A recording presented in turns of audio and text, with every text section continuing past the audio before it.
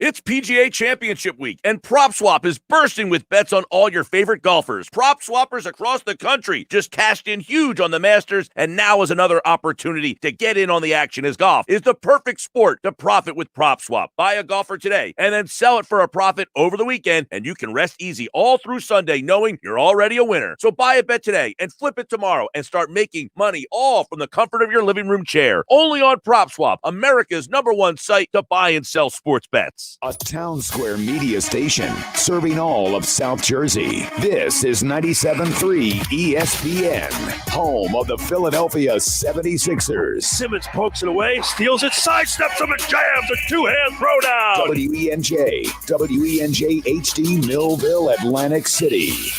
This is the Sports Bash with Mike Gill on 97.3 ESPN. Now, live inside the Matt Black Kia Studios, here's Mike Gill. Happy Hour Friday. What's going on, everybody? This is the Sports Bash live on 97.3 ESPN, the free mobile app. I'm your host, Mike Gill. Josh Henning producing today's show. You out there, well, we now have an opponent for the 76ers. We now know they will take on the Washington Wizards. We'll break it all down for you. Busy show today. Coming up in about 40 minutes from now, we'll talk to Mike McGarry from the Press of Atlantic City. We'll get his take on this series. We'll see if he's optimistic about the Sixers' path through the playoffs. Paul Hudrick, as of course, our Sixers insider, will join us in the 3 o'clock hour. We'll talk to Bob Wankel on the Phils. Pete Thompson for Happy Hour Friday. Jeff Kerr tonight as well. But I want to start off with this series. You know, I thought about this last night. I'm watching the game. The Wizards just absolutely, and I talked about it on Tuesday or Wednesday when they played. I was like, man, do you think the Wizards are interested in playing Brooklyn, or would they just rather take their chances against Indiana? And then we had Tim Legler on, and he kind of agreed with me. He said, I don't think Washington was all that interested in playing Brooklyn, and they know that they had Indiana's number. It was one of those things where Russell Westbrook had owned them throughout the course of the season. And what did Legler say in that interview? Let's see what Russell Westbrook we get early on in that game. Let's see if he establishes early on in the game some, aggressiveness. And he said it last night with Barkley in the postgame. It was either Barkley or Shaq who asked him, what was different. He said, I told myself I needed to be more aggressive. Yeah, because he didn't have any interest in playing Brooklyn. And the disrespect towards the top seeds in this tournament. Think about the Sixers and the Jazz, but the Sixers, obviously here at home. Neither top seed. Look, the Jazz have been in first place for 100 of a possible 105 days since January 27th. The Sixers were in first place 90 out of 112 possible days from January 20th until the end of the season. These two teams have been consistently dominant. They've been the best teams all season long. But neither of the teams is considered a championship favorite. And I'm not saying because they're playing the Washington Wizards, but the Wizards, just like everybody else, are looking at the Sixers and saying, I'll take my chances with this team. And I wonder why that is. And I get it.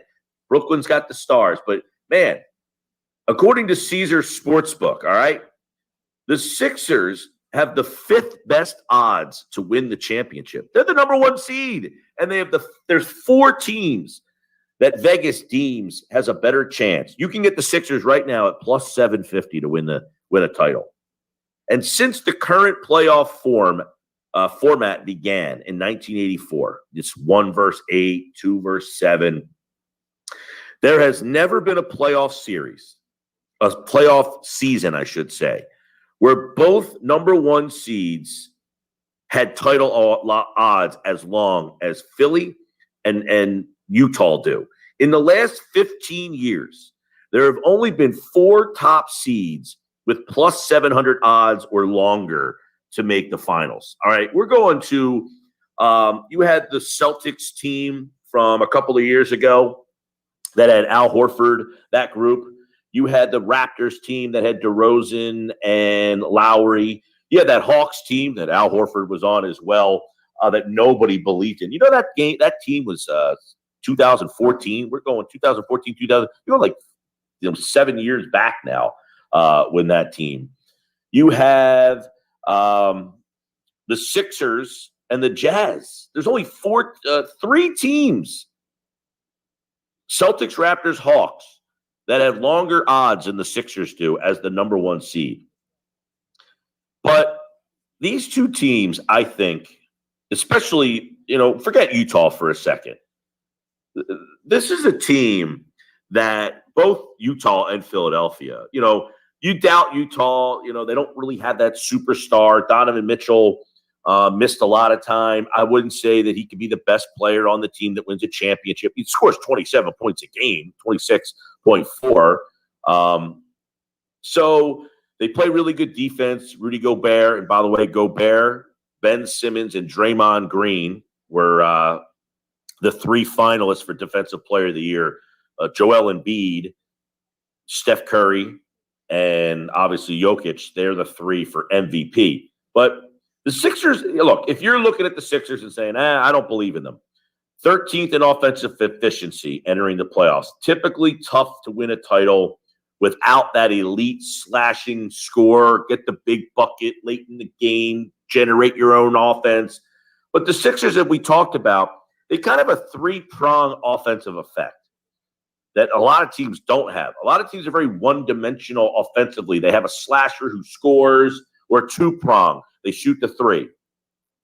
Very few teams have three, where they shoot the three, they go down in the paint, and they're very good in the open court.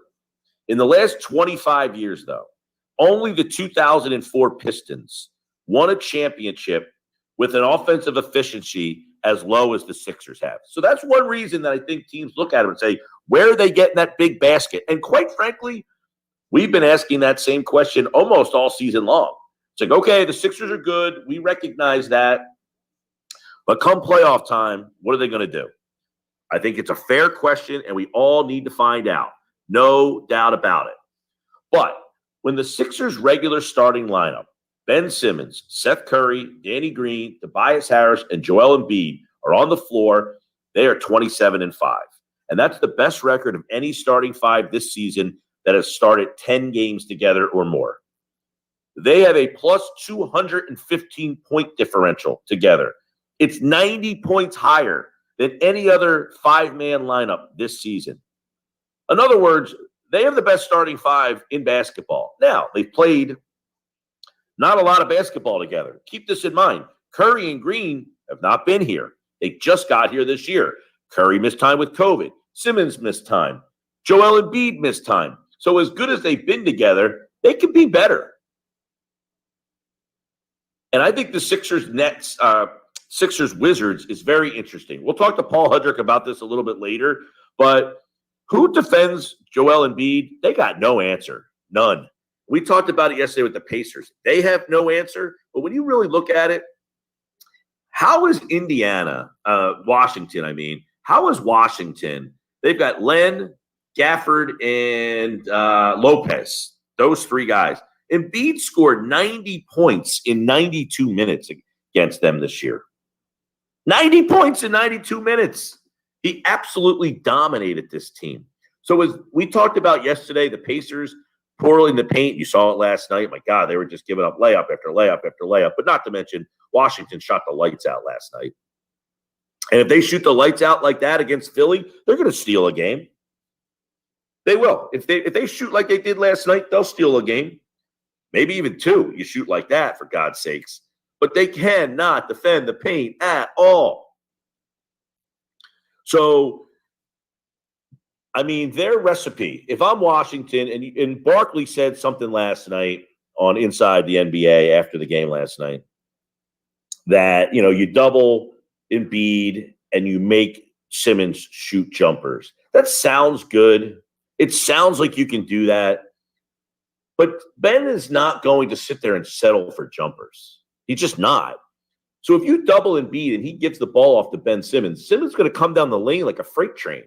Now, you might say foul him, get him to the line, and make him shoot. The problem is your natural instincts are, here comes Ben Simmons. I got to close the gap.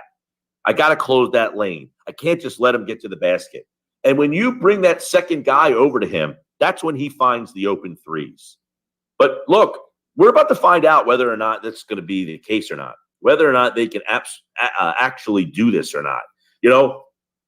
Think about it in this sense. Ben Simmons has the ball, half-court offense. The half-court offense is really the key of the playoffs here.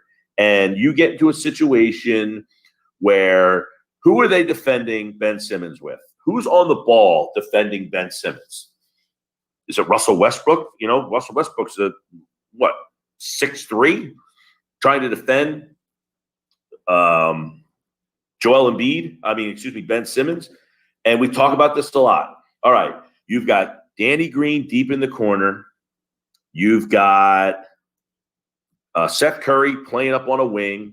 You got Joel Embiid in the paint, and you have Tobias Harris on another wing. If you're one-on-one with Simmons and if you're going to play and sag off of him, Simmons is going to start coming downhill at you, right?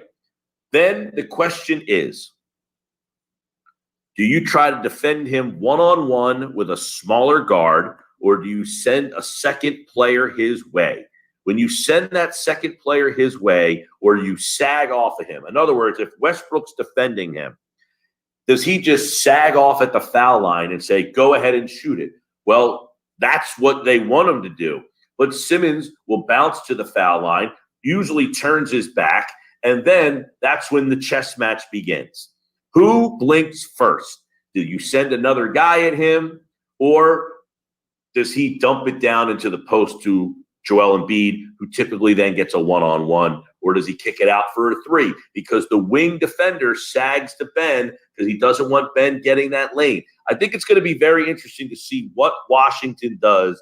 They don't really have the personnel to defend Ben Simmons one-on-one, so you get into a spot now where you're going to have a smaller guy defending him, and that's where Ben kind of, specializes. You have a smaller guy on me, I can take you to the basket.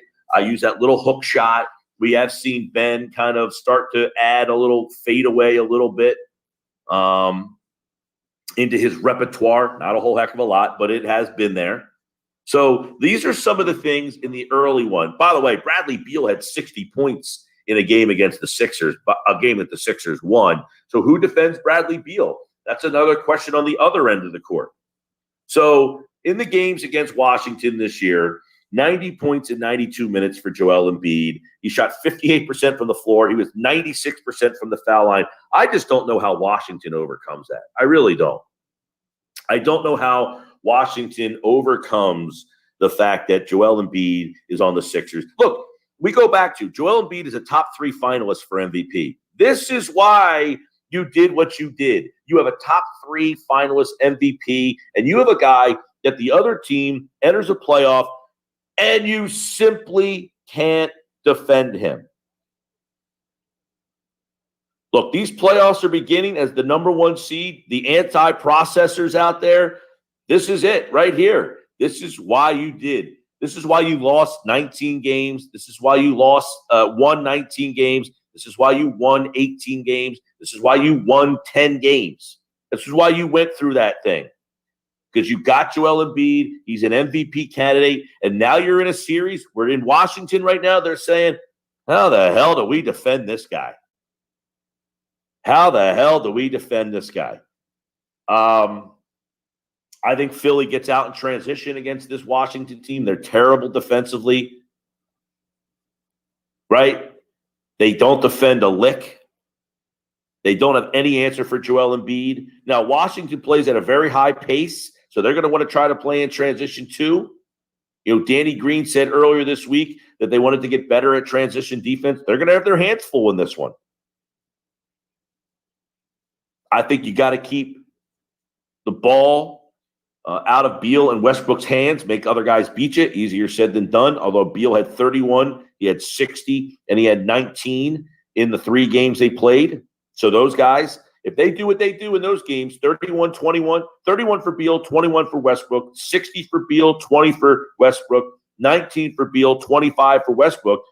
Washington lost all 3 of those games. So you can let those guys score. They don't have a lot of depth. In the end, they have no answer for Embiid. And when it comes down to it, no answer for Embiid. Poor defense, not enough depth. I've got the Sixers in 5 winning this series against Washington. A couple interesting things about Washington. A lot of injuries, a lot of COVID situation. They're the 8 seed. Actually, they were a 10 seed. They got in the play-in tournament, and I think they were the 9 seed, actually. No, they were the 8 seed. They were the 8 seed, lost to Boston, and then won. So they moved from up the ladder to 8, actually. So they would have actually been the 8 seed had the playoffs been normal. But here's what I'll say. This team was healthy. They finished the season at 34-38. They played together all season long and didn't have the COVID and didn't have injuries. Who knows? Maybe they're the 6 seed. Maybe they're the 5 seed. But this is who they are right now. It's a poor defensive team who has no answer for Joel Embiid. So I like the Sixers to win this thing in 5. And you can hear the game right here, Sunday, 1 o'clock, 97.3 ESPN. Tom McGinnis is on the call. Boy, looking forward to it. We'll have full coverage on our website, 97.3ESPN.com. Paul Hudrick, Kevin McCormick, Jason Blevins, and myself will have total coverage of the playoffs. You can get all the insight, analysis, previews, and more on our website, 97.3ESPN.com. All right, we are just kicking off a happy hour Friday show here on the Sports Bash. And, man, my emails are going off as we speak here. See, they're all pumped up about this thing, too. I'm getting it all wrapped up here. Jeff Kerr tonight talks a little NFL. Pete Thompson, Bob Wankel, Mike McGarry in about 20 minutes from now. We'll get us some takes from him on this series. This is the Sports Bash Live on 97.3 ESPN, the free mobile app, which you can download, of course, thanks to our friends at First Bank of Sea Isle City. All right, happy hour Friday, kicking things off with you guys out there on a Friday show on 97.3 ESPN. It is brought to you by Matt Blatt Kia, the all-new Matt Blatt Kia, 6211 Black Horse Pike in Egg Harbor Township. Matt Blatt Kia here on the Bash Friday. Turn it on. Leave it on. The Sports Bash on 97.3 ESPN. Attention, New Jersey. Matt Blatt Nissan needs to replenish their pre-owned inventory. They will buy your vehicle for cash today. You heard right. Matt Blatt Nissan will buy your current vehicle for cash or trade it for top dollar and put 0 down payment, pay 0% interest, and get $2,500 off MSRP on every 2021 Nissan Murano in stock. Oh, yeah, it's on at Matt Blatt Nissan. All new loaded SV model 2021 Nissan Rogue. Lease just $239 per month with 0 security deposit. Plus our fast track checkout. Bring any vehicle and Matt Blatt Nissan will buy it for cash or pay top dollar for any trade in Egg Harbor Township next to Home Depot or online at mattblattnissan.com. Dated equity will be refinanced into new vehicle. With qualifications exist. Not all will qualify. 0% APR financing based on 1667 per thousand borrowed. Offers can be combined. Murano VIN MC 101371. Rogue VIN MW 011224. 36 months, 10,000 miles for your lease. Lease selling price $28,590. Call 877-289-6670 or go to mattblattnissan.com for complete details. Offer ends 5/31/21. It's on at Matt Blatt Nissan on the Black Horse Pike, Egg Harbor Township.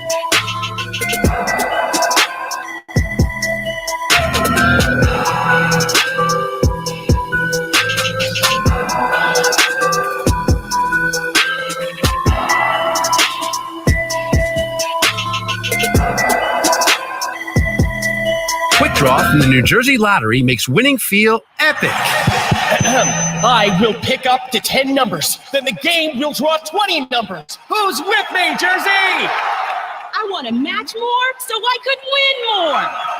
My $1 bet could win up to $100,000. Let's go! Go epic with Quick Draw. Played every 4 minutes at lottery retailers. Anything can happen in Jersey. Must be 18 or older to buy a lottery ticket. Please play responsibly. If you or someone you know has a gambling problem, call 1-800-GAMBLER. Now, back to the Sports Bash on 97.3 ESPN.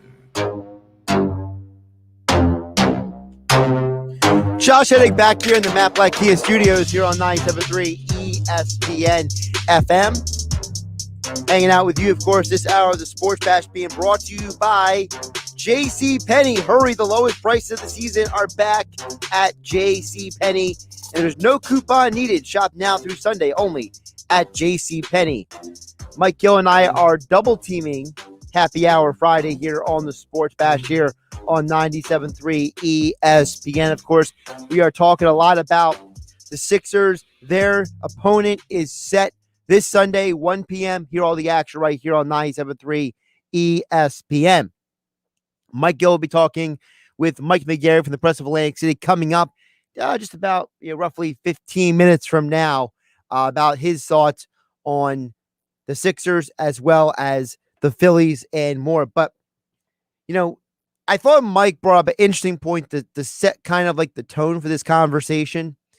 And I see some of you out there who are listening at 97.3 ESPN FM or texting in at 609-403-0973. Also, those you watching on Facebook, YouTube, and Twitter, I see your comments. It's true. The Sixers are being disrespected. Roddy brought it up right here on YouTube as he watches. He says, yeah, the Sixers are being disrespected by the media personalities all over the place. Some saying it might go 7 games versus the Wizards. And there's a reason why the Sixers are being disrespected. The Sixers are being disrespected for one reason and one reason alone. Nobody wants to pick the team that hasn't had the cachet to show you they've done it yet. Remember back in 2017 when the Eagles had home field advantage the entire postseason? Yeah, Nick Foles was starting. Yeah, there was a lot of what ifs, but they had home field advantage. And they were an underdog in many of those games. So the reason why we are underselling the Sixers, not me specifically, but people out there, is because people look at teams like the Sixers and say, they haven't done it yet. I don't believe in them. I won't believe it till I see it. Look, a team like the Falcons, we know who they were. They had a guy who was a league MVP, got to the Super Bowl. The Vikings, big-time winning head coach Mike Zimmer, really good defense. People disrespected the Eagles because they didn't fit the narrative. And like Rodney said, people are disrespecting the Sixers. They're acting like they're going to go 7 games with the Wizards. And it's absolutely ridiculous. Look, there's a reason why home court advantage matters in the NBA. And it might even matter even more in the NBA this year than in past years. I spoke with Ben Golliver, national NBA writer for the Washington Post, a couple of days ago on game night here on 97.3 ESPN. And he talked about how home court advantage may be more important than people really realize. Take a listen. I do think home court matters more than most people might expect this season, even if there's fewer crowds in the building. Especially think about it for like Philly versus Brooklyn or Philly versus Milwaukee, or even Milwaukee, Brooklyn, if we get that in the second round. I mean, home court will matter there because those series are tight. Those are all good basketball teams that have championship aspirations, and every little edge helps. And so I do think it was very important for the Sixers competitively to get that number 1 seed because it gives them an easier path through the playoffs. And it also gives them, or to the finals, I should say, and it also gives them home court, throughout the Eastern Conference.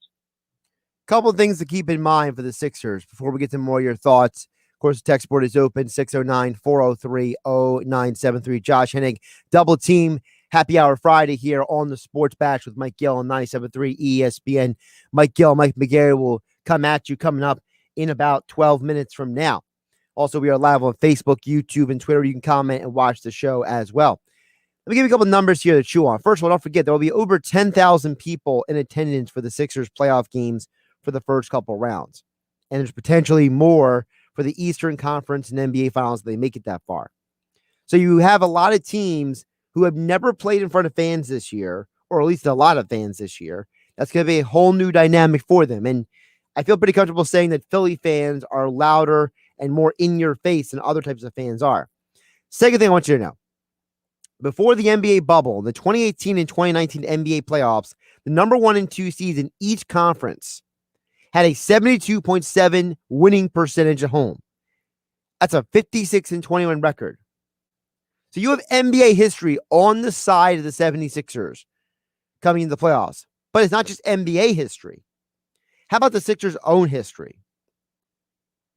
The 76ers at home were 29-7 this year. That was best in the Eastern Conference. The only team with a better record in the league were the Utah Jazz.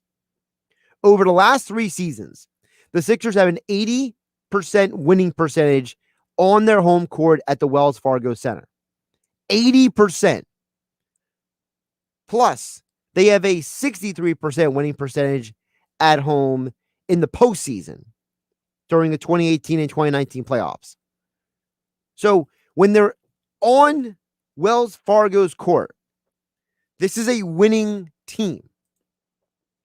But we overlook that because there's a narrative out there that says, well, until the Sixers do it, I can't believe in them.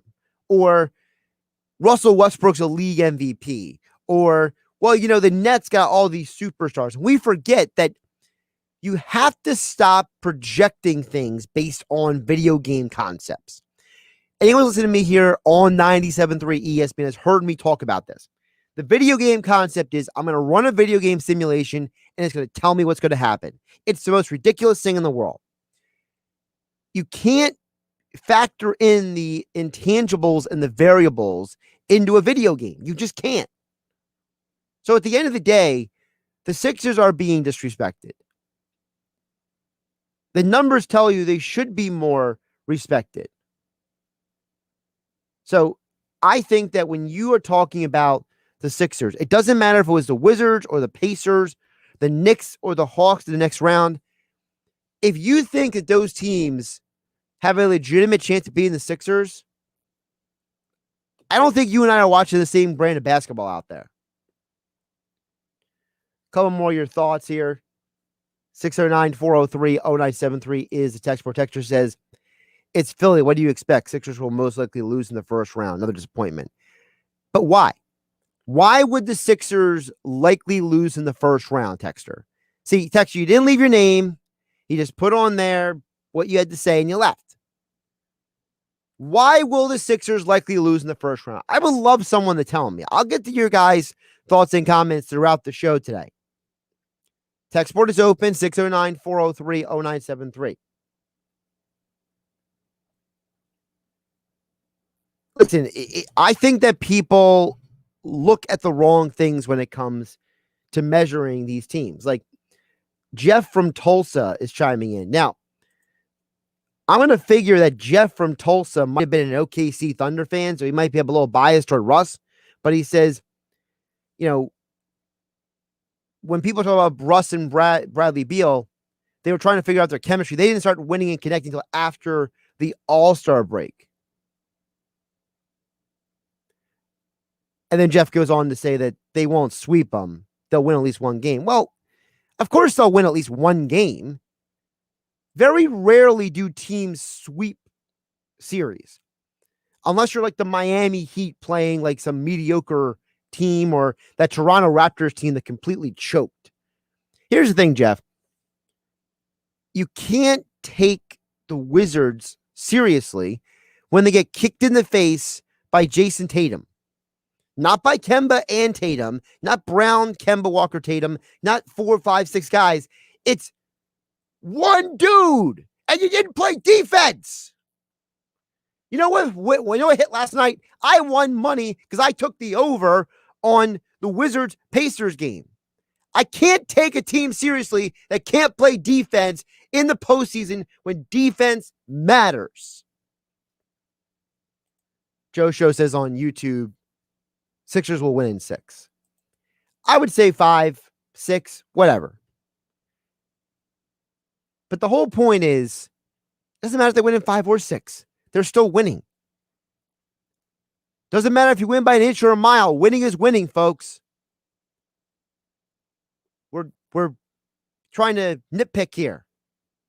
This is a good Sixers team. They got home court advantage.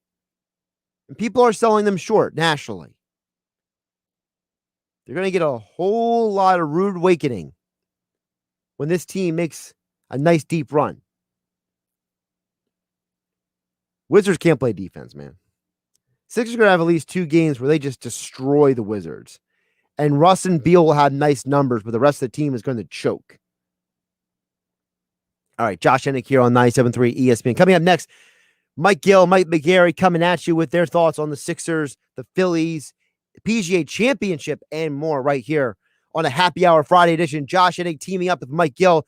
We got you covered all afternoon right here on 97.3 ESPN FM, the 97.3 ESPN mobile app powered by First Bank of Seattle City. And we are live on Facebook, YouTube, and Twitter where you can watch and comment on the show. I'll get to your comments throughout the day right here on 97.3 ESPN, the Sports Bash being brought to you by Matt Blatt Nissan. The all-new Matt Blatt Nissan is now open on Black Horse Pike in Egg Harbor Township next to Home Depot. Visit them online at mattblattnissan.com.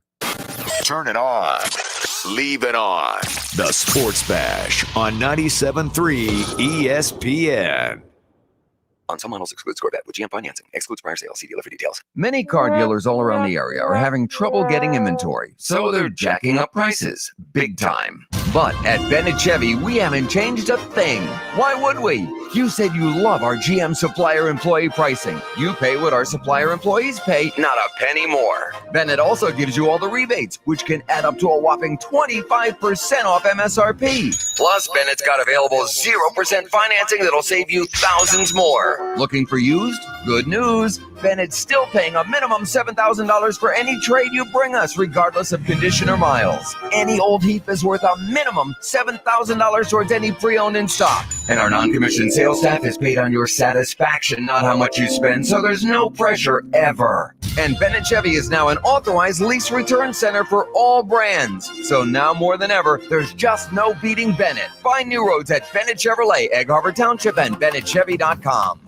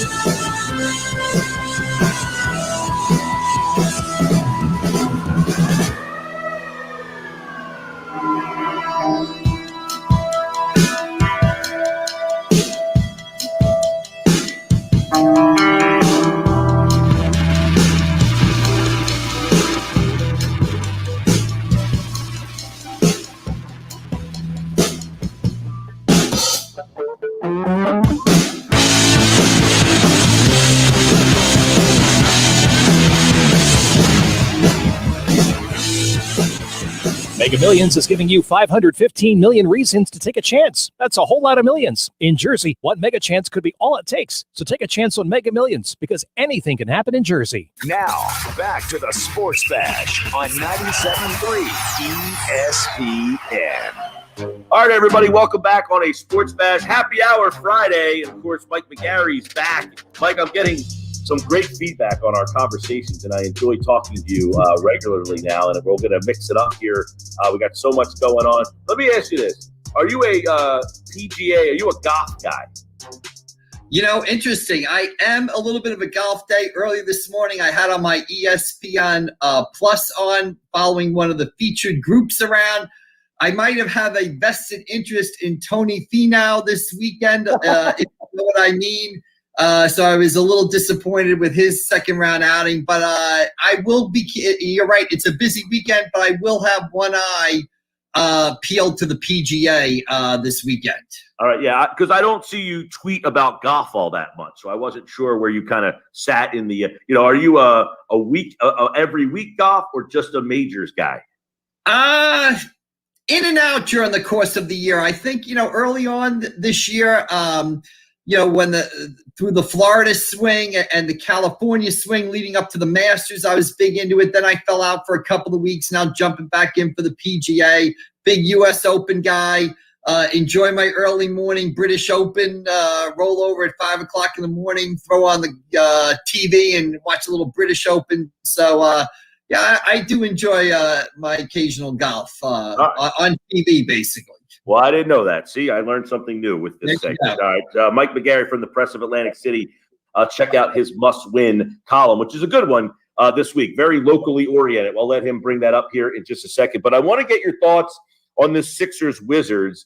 We watched them against Boston. Didn't seem too interested. Then last night, ratcheted up, played a very intense offensive game. And you watch that game and you say, man, if that's the type of game that you're going to get stylistically, can Philly play that style every single game and win this series? Well, they're going to have to meet the Wizards' intensity. I mean, Russell Westbrook is a lot of things. Intense is most of all. And athletic, he's going to bring it every game. Bradley Beal's going to bring it every game. If you were a conspiracy theory guy, which sometimes I am, sometimes I'm not, you might want to say that the Wizards might have took a little bit of a pass against the Celtics. Oh, I said that this week, Mike. I said that this week. Like, they don't. I don't know that you want to play Brooklyn. I'll roll the dice. Exactly. So let's take a pass against the Celtics. Really come out strong in Game 2 because we think we can do a little better against the Sixers than we can against the Wizards. I still think it's a gentleman's sweep for the Sixers. As I said 2 days ago, I think it's the Sixers in 5. But it is interesting. I mean, that backcourt will make it interesting, and they'll throw a scare into the Sixers and their fans. I think they're going to win at least one game. I think the other games are probably going to be pretty close. I mean, Bradley Beal did get 60 against the Sixers, so I mean, there's something there. Yeah, and Legler, by the way, was on with me Wednesday and said the same thing. He said, I don't think Washington was too interested in playing Brooklyn. Russ Westbrook dominated his games against Indiana. He knew they had no answer for him. Watch how aggressive he comes out early in that game, which he did, and they'll roll the dice and play the Sixers. Why do you, Mike, think the Sixers, I don't want to say disrespected, but why do you think that they are, it almost feels like people aren't even, it's just all Brooklyn. Is that fair or foul? Well, I think, as you know, I picked Brooklyn to win the Eastern Conference. I think it's those three big guys. I think if you look at the Sixers side of things, I think they have questions that can't be answered until the playoffs. And I think people might not believe in some of the answers to those questions. I'll give you an example. I looked this up last night. Ben Simmons, last time we saw him in the playoffs was the Toronto Raptors series, right? Knee injury last year. He missed the sweep against the Celtics. In the Raptors series, he played 51 minutes and 35 seconds in fourth quarter of those 7 games. He took 6 shots in 51 minutes and 35 seconds. He was 4 of 6 from the floor, scored a total of 10 points in that 7-game series in the fourth quarter. That's one of their big questions that has to be answered. if the Sixers are to reach their potential in the playoffs, and to me, it's Eastern Conference Finals or bust. And then once you get there, it's at least a competitive 6-7 game series. They're going to have to get more than 6 shots in a 7-game series in the fourth quarter out of Ben Simmons. I was stunned when I looked up those numbers last night. Okay, let me ask you this. You just said it's Eastern Conference Finals or bust. If they get knocked out in the second round, which would be an upset this time around, the last couple of times you can make an argument, they weren't the favorite, or maybe this would be an upset if they lost in the second round. What kind of changes would you think would be coming? Can't fire the coach again. Well, you're going to keep the coach. Obviously, you're going to keep Daryl Morey, but I think you've got to look. If you get beat by the Knicks or the Atlanta Hawks in the second round of the NBA playoffs, barring an injury, barring everybody's healthy, Embiid's there, everybody's healthy, you're going to have to really kick the tires on making a deal on Simmons and his future, and looking around the league and seeing what happens there. I think that's a very real possibility if they lose to the Atlanta Hawks or the New York Knicks, being that everybody's healthy. Obviously, if Simmons is out and Embiid's there, they should still win that series. Okay, you said gentlemen sweep, but I want to ask you, Mike, as this series looks like, and I agree. I picked the Sixers in 5 at the start of the show today. The Wizards would win this series if. Boy, I really can't see a scenario. I guess if you have Russell Westbrook averaging 30 points, 15 rebounds, and 15 assists a game, and you have Bradley Beal averaging between 35 and 40 points a game, I think you can do it. If Embiid gets hurt and the Wizards guards produce like that, there's one scenario. But I can't see any realistic scenario where the Sixers don't win this series. I think it's realistic for Westbrook and be able to play for a game like that. But to ask them to play 5, 6, 7 games like that, I don't think it's going to happen. All right, Mike McGarry, Press of Atlantic City. Check his must-win column out, which I want to get to in just a minute. You tweeted out last night, if you're not sure the Phillies can continue to play Bohm at third base, that you're holding your breath every time they ground ball. They have got to be one of the worst defensive teams, period. And I don't know how they fix this. You have below average defenders at almost every position on the field other than catcher. Yeah, I mean, it can't just be me. Every time the ball is hit down at third base, you're like, oh, my God. And when he gets it, you're still worried because you don't know where he's going to throw it, basically. How do they fix it? I guess they pray for the DH to come in next season. That's how they fix it. But right now, Bohm is not playing well at third base. And he's not giving you the offense either. He's only batting .218. Now, I think he's going to hit. I think he hit the ball hard last night, hit a line drive right at the second baseman. He can't get out of his own way, basically. Maybe it's a little bit of a sophomore slump, but I think you're right. I've never seen, and I've been watching baseball a long time. I mean, these routine ground balls, it's a circus out there. And it's almost a case where they had Torres play shortstop the other night, and he's making plays, and you're like, oh my, that's how a regular shortstop's supposed. That's how it's supposed to work and stuff like that. They cannot give teams extra outs like this all season long. They're going to have, if they want to contend or stay in contention, they're going to either have to have people really start hitting the ball, or they're going to have to figure something out. In the infield especially.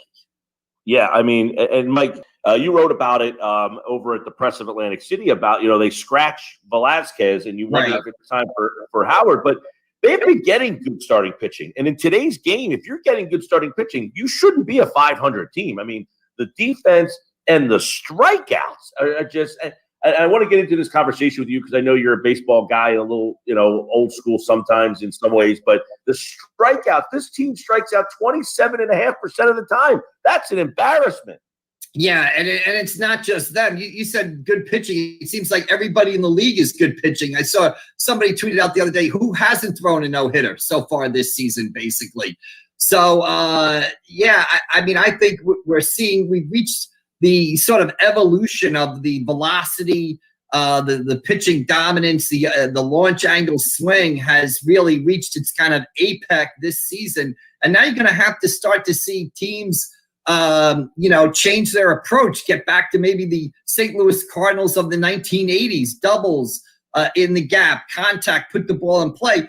But that's not going to happen overnight. It took us 15, 20 years to get this point. We're not going to flip a switch and tonight go out there and see the Phillies start playing like the Gas House Gang of the 1930s, basically. So, it's going to be strikeouts and home runs for the foreseeable future. And when you're not hitting home runs, those strikeouts are really, really noticeable.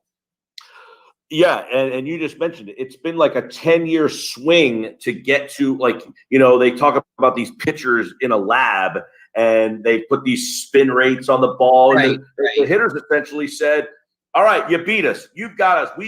You are so good that we can't string together a single and a single. So we're just going to go all or nothing. And you wonder, Mike, if the game can handle that. Like, can it keep itself afloat with that mentality?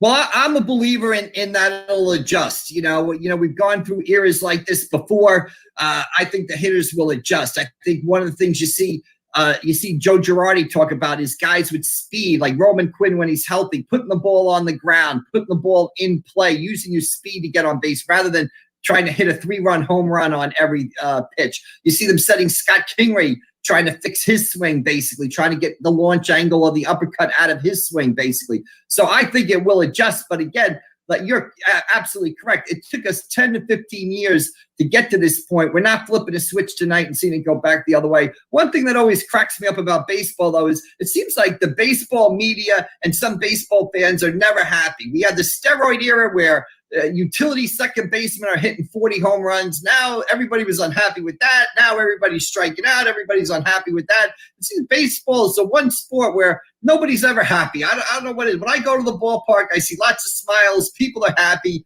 Give me some peanuts and Cracker Jacks or whatever. But baseball is the one sport where people just love to pick it apart. So, yeah, we're pitching dominant era right now, but it's going to swing back, but it's not starting tonight. Yeah, Brady Anderson. Give me 50 homers, Brady Anderson. Right, exactly. Mike McGarry from the Press of Atlantic City. So I'm pitcher. I'm a pitcher guy. I love it. Like I joke all the time. When someone says, hey, Mike, I got tickets for the game tonight, your first question is, who's pitching? You don't say, like, how many home runs are they going to hit or who's pitching?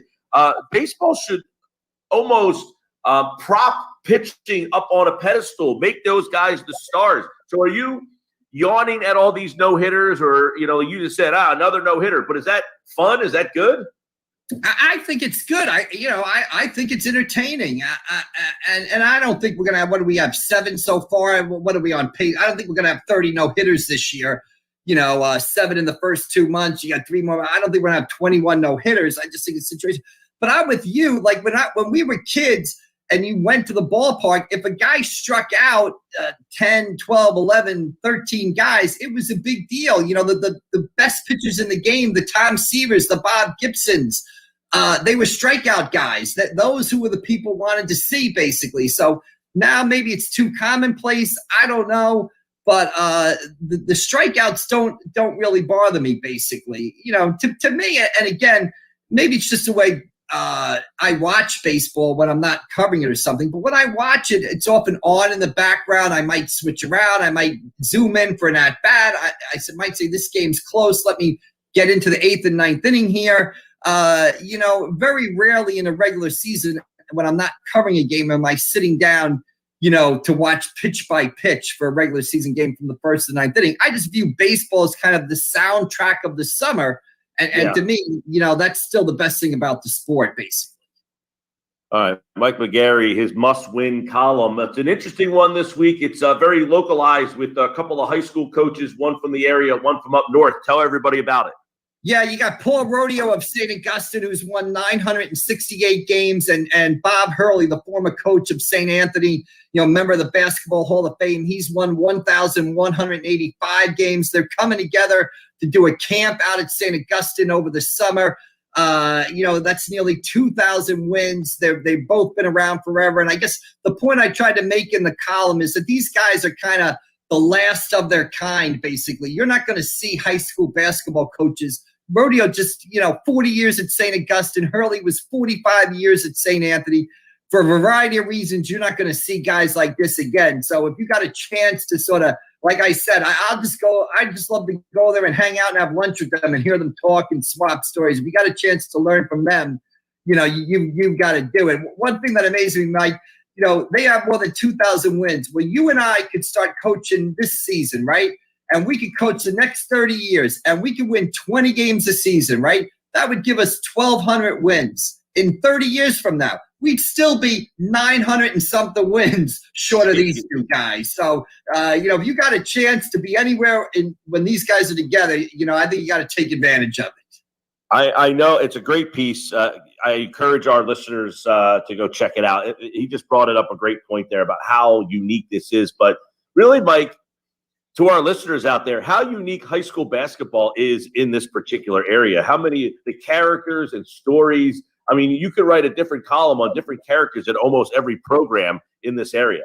Oh, yeah. And that's what makes it fun. Rodeo's the guy that, we watch him, how soon into the game does he take off his tie and stuff like that. And you can see the guys on the sidelines going back and forth with the reps. And in this area, you've got a tremendous amount of coaches. Tom Farraco down at Middle Township.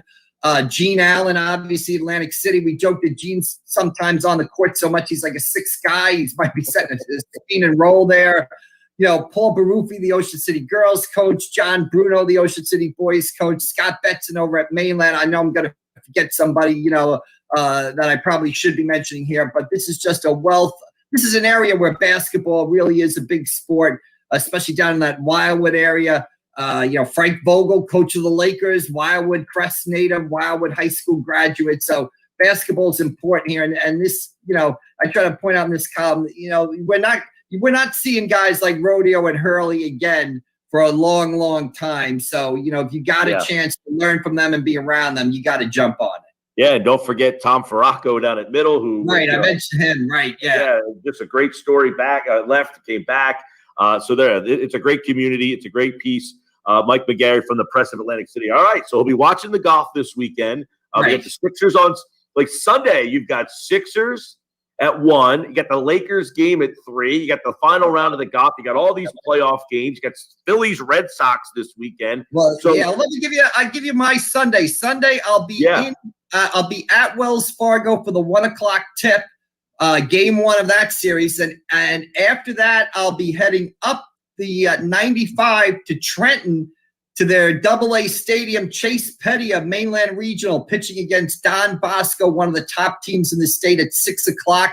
And I'll be, following the golf, and I'll be DVRing the Knick game. Starts at 7:00 that night. So if you see me in Trenton, don't give me a Knicks score, because I'm going to watch it when I'm filed my Chase Petty story. So news blackout when it comes to the Knicks on Sunday. DVRing the game. It's like that episode of Seinfeld where Jerry says, "Don't tell me the Mets score. I VCR'd it." Exactly. Kramer comes in. The Mets really blew that one tonight, right? Right, exactly. Yes, that's another interesting. I'm glad you brought that up. That game that's up in Trenton, Chase Petty. I think I'm actually calling that game, so I too will be making the way from probably Philly. I don't know that I'm making it to the Sixer game or not. I'm kind of last minute on that, but a Petty game this weekend, so it's a busy weekend with all of the stuff going on. And, of course, Mike will have it covered for the Press of Atlantic City at AC Press McGarry. And he, like all guests on this happy hour Friday, appeared via the Boardwalk Honda hotline. I feel like, did I forget anything? Was there something that I forgot? I guess before we roll here, we got the game tonight. Warriors-Memphis. Who's going to be the 8 seed? Boy, I like Memphis. Again, a little bit of a local connection. Kyle Anderson, we talked about Bob Hurley. Kyle Anderson of Memphis played for St. Anthony. His family is from Cape May, so a little bit of a local connection there. And I'm a big Jose Valanciunas guy, so I'm going to take Valanciunas and Anderson and Memphis over the Golden State Warriors. All right, a little off the grid there. A lot of people going Warriors. I know the NBA is going Warriors. Right, exactly. Probably. But I like Memphis. I think they played well all year. And, Valanciunas has quietly been a force inside for them all season long. And he got the local angle with Kyle Anderson. 23 and 23 he had last night, the other night for Memphis. All right, Mike. Appreciate it as always, man. Have a great weekend. I'll probably see you on Sunday night. All right, don't tell me the Knicks score. I'll see you later.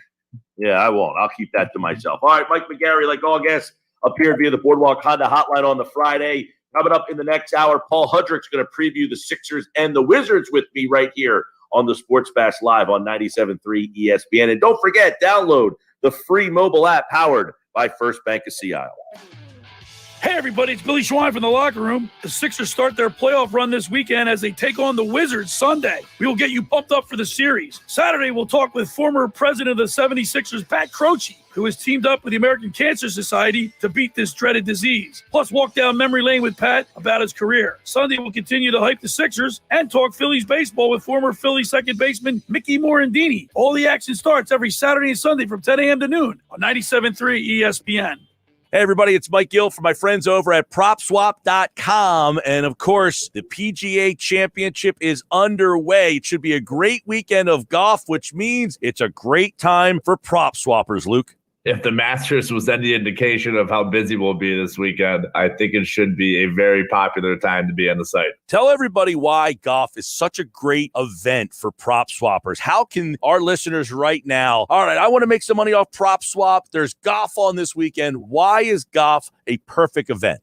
The short answer is the swings of the odds, right? So, this happens every single golf tournament, whether it's a major or just a usual PGA tournament, like some long shot or even a Spieth, Rory, Koepka, a favorite that's a really good Thursday and Friday, and then they totally fade into oblivion on Saturday and Sunday.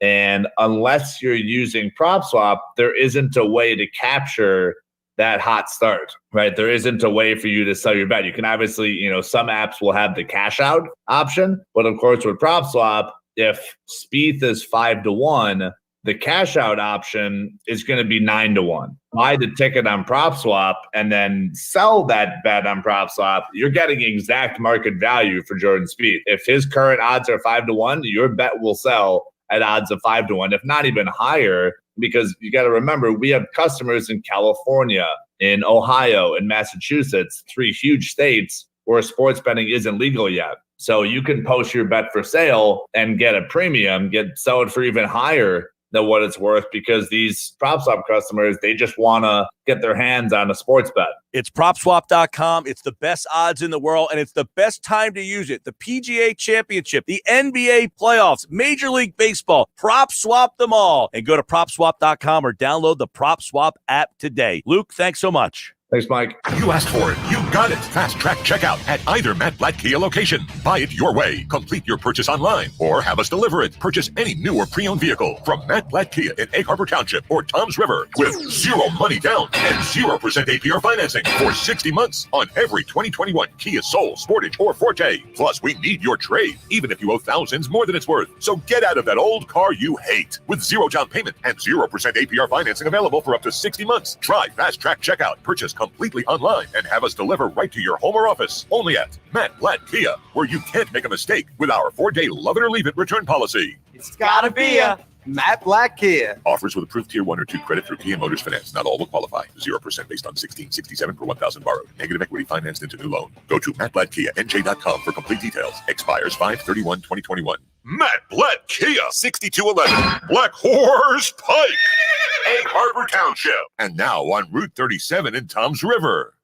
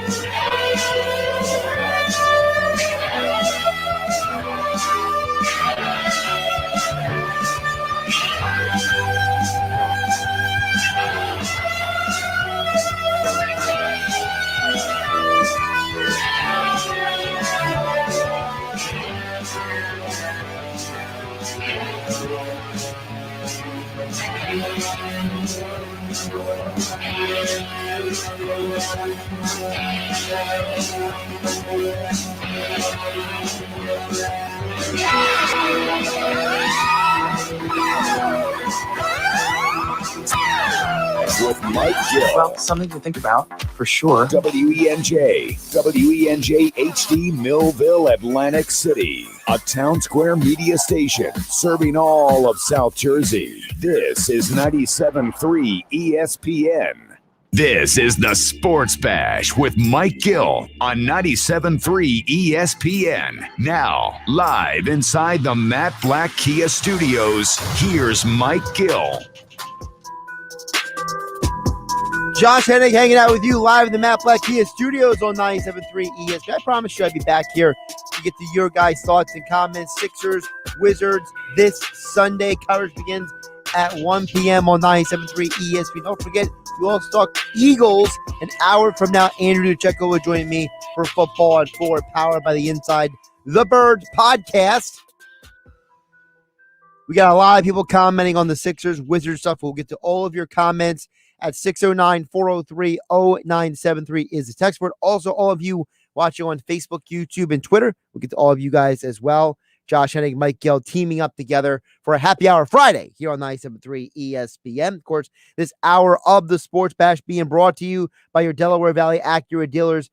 For great deals on Acura's award-winning lineup, shop online at DelValAcuraDealers.com. All right, so we got a lot of stuff to get to. So real quick, before we get to your guys' comments, I just want to run it back for everybody that basically part of the conversation we've been having today, Mike Gill started the conversation. I extended it. You're a little bit with Mike McGarry right there with Mike Gill. And Gill talk more about with Paul Hudrick coming up in roughly 20 minutes from now. And that is, there's a perception that the Sixers are the number one seed, but they might not be as good as a number one seed. And I think there's one comment that I saw that is a big deal, okay?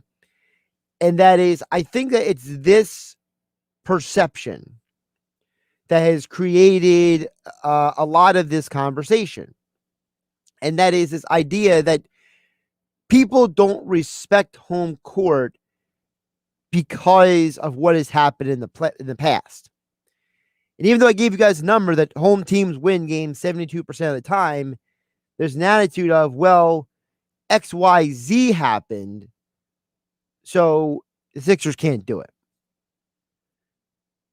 I think that we overlooked the fact that the 76ers are a good basketball team. And I think that what we're doing is we're holding against them things that have or haven't happened yet. Like, for example, the texter who commented earlier about what have they ever proven? He brings up, didn't Boston sweep Philadelphia last year? Is a texter that came in. And that's the kind of mentality that's completely flawed because they swept the Sixers with a different head coach, no Ben Simmons, Al Horford, and Josh Richardson on the floor. They didn't sweep them. And by the way, this version of the Celtics wouldn't beat the Sixers in a 5-game series because of the fact that, guess what? No Jaylen Brown. So the Celtics had Jaylen Brown last year. The Sixers did have Ben Simmons, and that's why they got swept. And it was in the bubble. It was under unique circumstances. All kinds of people are trying to discredit the Heat's run to the NBA Finals, which I'm not going to do. I think that's ridiculous. Another texture comes in and says home court advantage in the playoffs is overrated. We've seen the Cavs win Game 7 on the road. Raptors won all their games at the Warriors. In recent history, I can't remember a playoff game where the crowd made a shred of difference. Well, first of all, Texter, there's a problem with your whole theory. And this is where I think people take these ideas and project. For those who don't know, projection, okay, for those of you who may have slept through certain classes, I know I certainly did in math class, but anyway, projection basically is when you take something that happened to someone else or somewhere else and put it on a different situation, even if it has nothing to do with the situation at hand. The Cavs won Game 7 on the road because they had LeBron James. And the Celtics had Isaiah Thomas. Okay. remember that Warriors Cavs game? That fourth quarter, nobody scored for forever, it seemed like, till Kyrie finally hit that one shot. LeBron had the block. The rest of that fourth quarter was garbage basketball. So I was supposed to project two scenarios that are completely out of the ordinary and unique onto everything. Texture brings up Raptors won all their games at the Warriors. Okay. So if the Raptors won all their games at the Warriors, and the Warriors were without Kevin Durant, if I remember that correctly, and yet still 72%. What don't people understand about this? It's a number. It's not hard to understand. I'm not a math expert. I understand numbers. 72% of teams win their home games if you're the 1 or 2 seed in the NBA playoffs. In the years before the bubble, because I'm not counting the bubble because the bubble was a completely unique situation, 72%. That includes the Raptors winning those games at the Warriors, those road games. So you can pick and choose any scenario you want. But reality says something different. By the way, Tim in Millville says Sixers in 5 over the Warriors. Embiid's got to take their lunch money. And I can't wait to see Embiid post up Durant. What does he weigh? $180. First of all, that's a bit extreme. Because Durant's not stupid enough to get posted up by Embiid. Let's be realistic.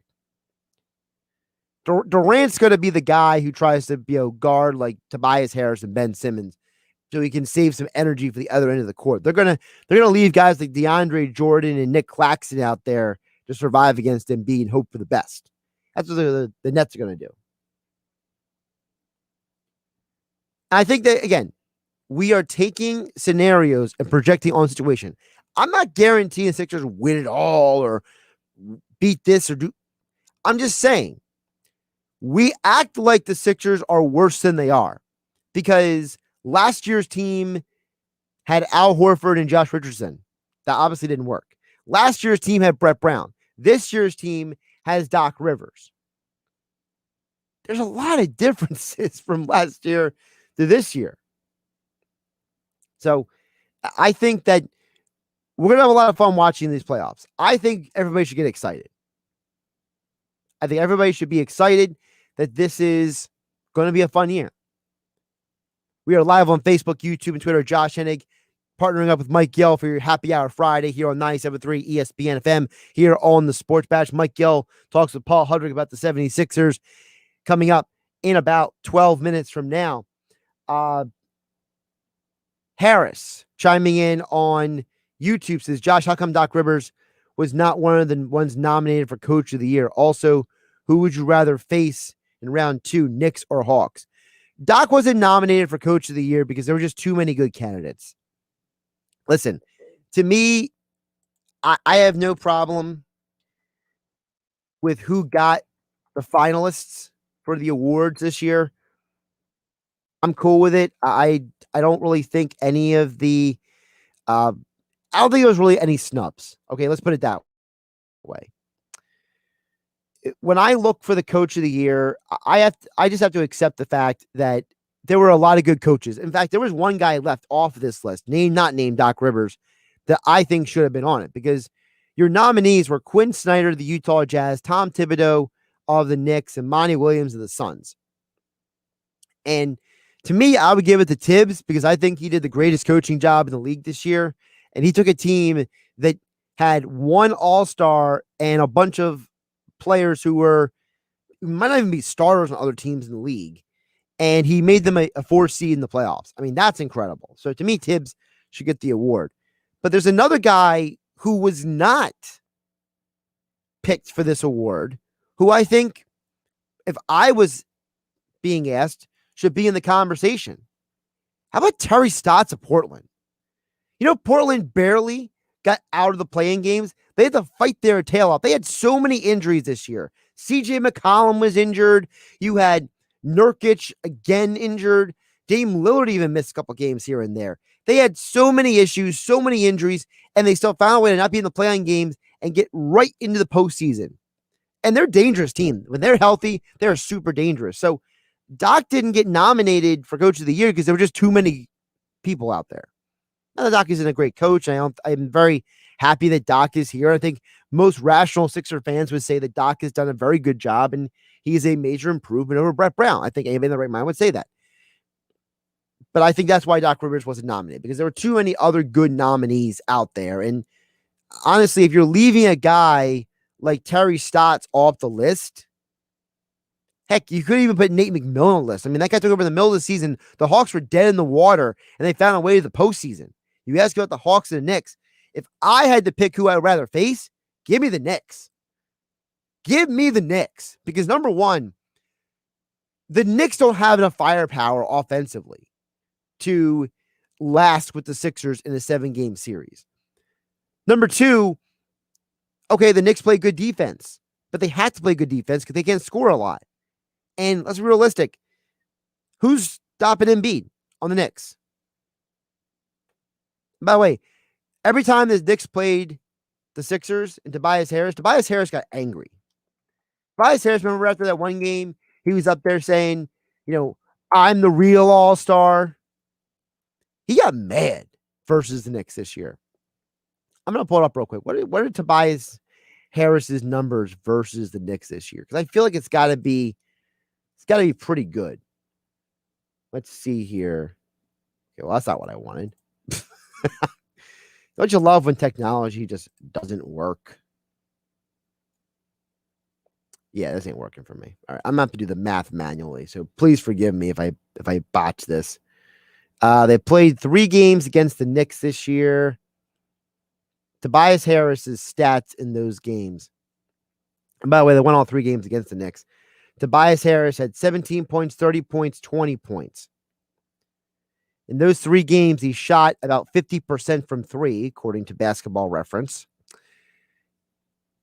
And what did he average rebounding? Rebounding, he averaged about 6 rebounds a game. So he was averaging over 20 points per game, shooting about 50% from 3, 6 rebounds per game. Give me the Knicks. That'd be my answer. Angry Tobias Harris is always a good thing. Couple more comments over here. Of course, you can text in 609-403-0973 to get on the conversation. Get to your YouTube comments in just a moment. Croce chimes in, says, this is the Sixers' year. Still don't know what the hype is for the Nets. That's from Croce at 609-403-0973. Croce, I understand what the hype is for the Nets. I just don't agree with it, okay? The hype for the Nets is this. People look at the Nets and they see 3 superstars. And we are in a league where the world is telling us superstars win you championships. So guess what? Of course they're going to hype the Nets because they got 2 former NBA MVPs and they have all 3 of those guys have won in the regular season and they've had success in the playoffs on some level. They've all played in the NBA finals. Kyrie and Durant have rings. Harden doesn't. Harden's arguably the best player on that team. So I totally get why they're hyped. I just don't believe that they're going to be 100% all postseason. I'm just always looking around being like, when's the next shoe going to drop? When's the next guy going to get injured? 2 major soft tissue injuries for Durant and Harden. And they're the 2 most important guys for this team. Kyrie is kind of negligible to me. Kyrie is important because you need that 3rd guy to get you scoring. But you heard Scoop B tell me on game night last night here on 97.3 ESPN, the Sixers have a big 3 too. And people are underselling Tobias Harris. I think Tobias Harris and Kyrie Irving, well, Tobias is not the scorer that Kyrie is. Tobias is a lot more defensively and rebounding than Kyrie does. So you could argue that Tobias is the more well-rounded and more beneficial player for the Sixers, whereas Kyrie Irving, his main role is take over a game and be a weapon. So I think that you can look at this situation as the Nets get a lot of hype because they got a lot of good players. And listen, that's why, for example, Jeff from Tulsa chimes in and says, as an NBA fan in general, I want to see the Lakers and Nets in the finals. No disrespect to Philly. Y'all's team definitely deserves number 1 seed. It's not a disrespect thing because the general NBA fan wants to see superstars in the NBA finals. Now, I personally don't know how that's going to happen because I don't know if the Nets are going to be healthy or they're going to be. I mean, what if Kyrie Irving decides to have another personal reason to take days off and not be out there? Then what happens? What happens? What happens to the Nets if Harden gets injured or Durant gets hurt again? And the Lakers have a really, really, really rough road uphill to get there. Think about what the Lakers got to deal with. Lakers got the Suns in the first round. So you don't have home court advantage, and you're going against a very good Suns team. So you got to beat them. Then in the second round, if you do beat the Suns, think about who else is in the Western Conference for you to deal with. All right. Jazz are the 1 seed. You have the Clippers lingering out there. I think the Clippers can beat the Lakers, honestly, in the series this year. I think this is the year the Clippers could really make a run. Now, they would have to face them in the conference finals, but I think that the Lakers can get past the Suns. They can beat the Nuggets. I just don't think they beat the Clippers. I think the Clippers get to the conference finals. And, well, let's go to another scenario. What if Portland beats Denver? Then the Lakers are in for a dogfight because Portland has played the Lakers tough a few times this year. And if Dame Lillard gets hot for a series, the Lake Show's in trouble. So don't just guarantee the Lakers are going to get there. And Rodney's right. Listen, the casual NBA fan wants the Nets and the Lakers. There was no buzz for the Sixers Jazz game earlier this year. Now, that was also a game in which Joel Embiid didn't play. So let's not forget about that as well. So there's a lot of reasons why this stuff happens, so I'm not going to sit here and poo-poo if anybody wants a different matchup. But I just think that, you could argue that when you think about the Western Conference, the 7-8 seed situation is a byproduct of injuries. If Klay Thompson plays for the Warriors this year and Steph doesn't miss the games that he did, maybe the Warriors have a higher seed. Maybe not so many injuries for the Lakers. Maybe they're a higher seed. No, they're not. Maybe they're probably a higher seed. And realistically, the Clippers probably could have been a higher seed if they didn't, kick the can down the road to avoid certain teams in the first 2 rounds of the playoffs. The Clippers would rather deal with the Mavericks than the Lakers. Come on. All right. We'll get back to more Sixers talk with Mike Gill as he's joined by Sixers Insider from 97.3 ESPN.com. Paul Hudrick next here on the Sports Bash on 97.3 ESPN. Sports Bash being brought to you by Jenkins Heating and Air Conditioning. Call Jenkins Heating and Air Conditioning for your air conditioning installation, service, and maintenance, along with plumbing and drain cleaning services. 609-641-6440 or visit them online at jenkinsplumbingandheating.com. More Sixers Wizards talk next. Mike Gill jumps back in the saddle right here with our Sixers insider Paul Hudrick right here on 97.3 ESPN FM and the 97.3 ESPN mobile app powered by First Bank of Seattle City. Turn it on. Leave it on. The Sports Bash on 97.3 ESPN.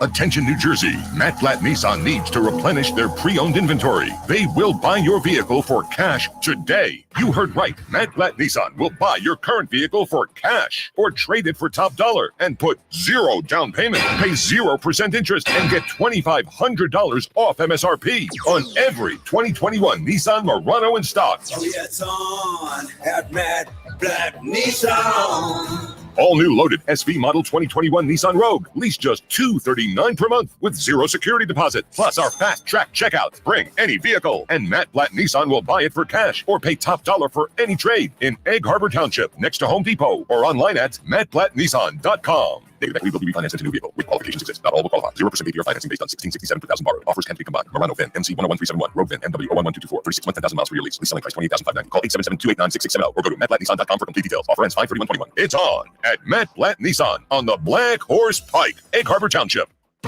If the new Oral-B IO electric toothbrush had a theme song, this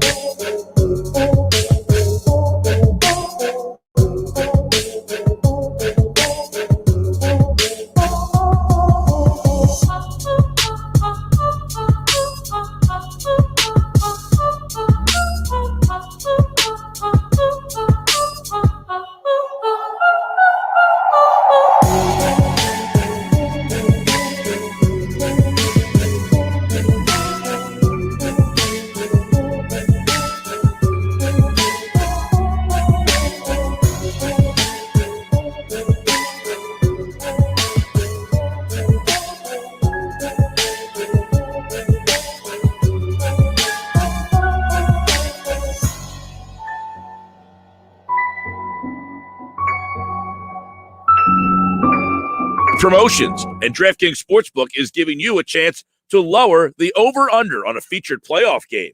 All players who place a bet on the featured basketball game will have a hand in lowering the over-under on the game. For every 1,500 players who bet the over on the select game, the over-under will drop by 1 point. And as the line lowers, the odds remain at even money. Download the top-rated DraftKings Sportsbook app now and use my code 973 when you sign up to hammer the over. For every 1,500 people that bet the over in the featured game, the line will decrease by 1 point. Hammer the over and improve your odds of doubling your money. That's my code 973 for a limited time only at DraftKings Sportsbook. Must be 21 or older. New Jersey only. Restrictions apply. Max $25 wager, one per customer. Offer ends 5/23/21. See DraftKings.com/sportsbook for details. Gambling problem? Call 1-800-GAMBLER.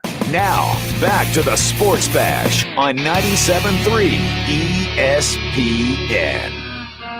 All right, welcome back, everybody, to Sports Bash 97.3 ESPN. As we saw last night, a dominant performance by the Wizards as they absolutely destroy the Indiana Pacers. And now they will face the Philadelphia 76ers. As we know, Paul Hudrick is with us here. And, Paul, it's inside the Sixers that we know. The Sixers have swept the Wizards this year. But you watched that game last night, and that's the kind of game – if that's the kind of game you get, can the Sixers play a game where they got to score in the 140s, which is normal for Washington? So can the Sixers score 135 and win 135, 131, or 142 to 138? Like, is that the kind of game that the Sixers can win? They can win it against the Wizards because they could score 140 points on the Washington Wizards. That I feel pretty confident in saying. And listen, they've been a better team, flat out. The Washington, as you mentioned, the Sixers swept them, and for the most part handled them. But this team is different. They have played much better down the stretch. Russell Westbrook has really come alive. They've just been a better team. They have been playing better defense, but they're still not a good defensive team. We saw like a guy like Daniel Gafford. Yeah, he's really he's fun. He's athletic. He can block a ton of shots. But, Joel Embiid's going to be a great neutralizer for that. Even Dwight Howard to an extent, just his experience over a guy like a Gafford. And I think that's where they're going to, that's where the Sixers really, yes, you have, first of all, Joel Embiid, Ben Simmons, Tobias Harris, you have that trio that can kind of combat the Bradley Beal, Russell Westbrook duo. Then after that, the Sixers supporting cast, I think, is just much, much better. Again, guys like Ish Smith, Howell Neto, they've had a nice stretch here. They played some good basketball, but they're not Danny Green or Seth Curry, or Matisse Thybulle. They're not to the level of those kind of guys. And I just think George Hill, who I didn't even mention, but when you're going over a 7-game series or best of 7 series, I should say, I do think the Sixers will definitely be able to score enough points because of the players they have and the players that Washington just frankly doesn't have. Yeah, that seems to be one of the biggest, things is, wow, they score a lot of points. I think you make a good point. The Sixers also prevent a lot of points. They're the best defensive team probably on this side of the bracket. I guess we'll start with kind of go down the matchups here, Paul. You got Alex Len, Lopez, and Gafford. Can they slow down Embiid? Embiid scored 90 points in the 3 games against them, but can they defend him differently? Can they do something to slow him down? I imagine it's going to be double team. I think if you're a coach and you play against the Sixers and you don't double team, you should probably lose your job. That's where we're at with Joel Embiid, especially if you don't have, with all due respect to the 3 guys you mentioned, if you don't have a guy who just is a horse who's just had really good experience against Joel Embiid, whether it is, even this year we saw Marc Gasol, the Lakers double teamed when they went up against the Sixers and Marc Gasol. But yeah, I think you see what works best against Embiid. You see what the Toronto Raptors do when they don't have a big man that's really a prominent defender. Is you just confuse them. You confuse them the best you can. You throw double teams at him. You throw weird exotic stuff at him, and that's your best bet to beating him. So when you're looking at Joel Embiid in the context of, can any of these guys slow him down? No, none of them can, not even close. So what's gonna be the factor is how good Washington's double teams are, how good their help defense is, how good their rotations are, and then for the Sixers, how good, how much the supporting staff, the supporting cast makes the Wizards pay, which again I think they can do when you're looking at the rest of this Wizard personnel. I don't think they can match up well enough that they can afford to double team Joel Embiid and not get burned by the other four guys on the floor. All right, Paul Hudrick inside the Sixers at Paul Hudrick on Twitter. All right, Paul. So there's a bunch of other things, man. This matchup last night during Inside the NBA, Barkley said, "Look, I'm just going to make Simmons shoot," which we know he's not going to do. What can Washington do though to kind of say, is that a smart way to go? Ben Simmons, you beat us, and is that something that you see happening with this Washington personnel?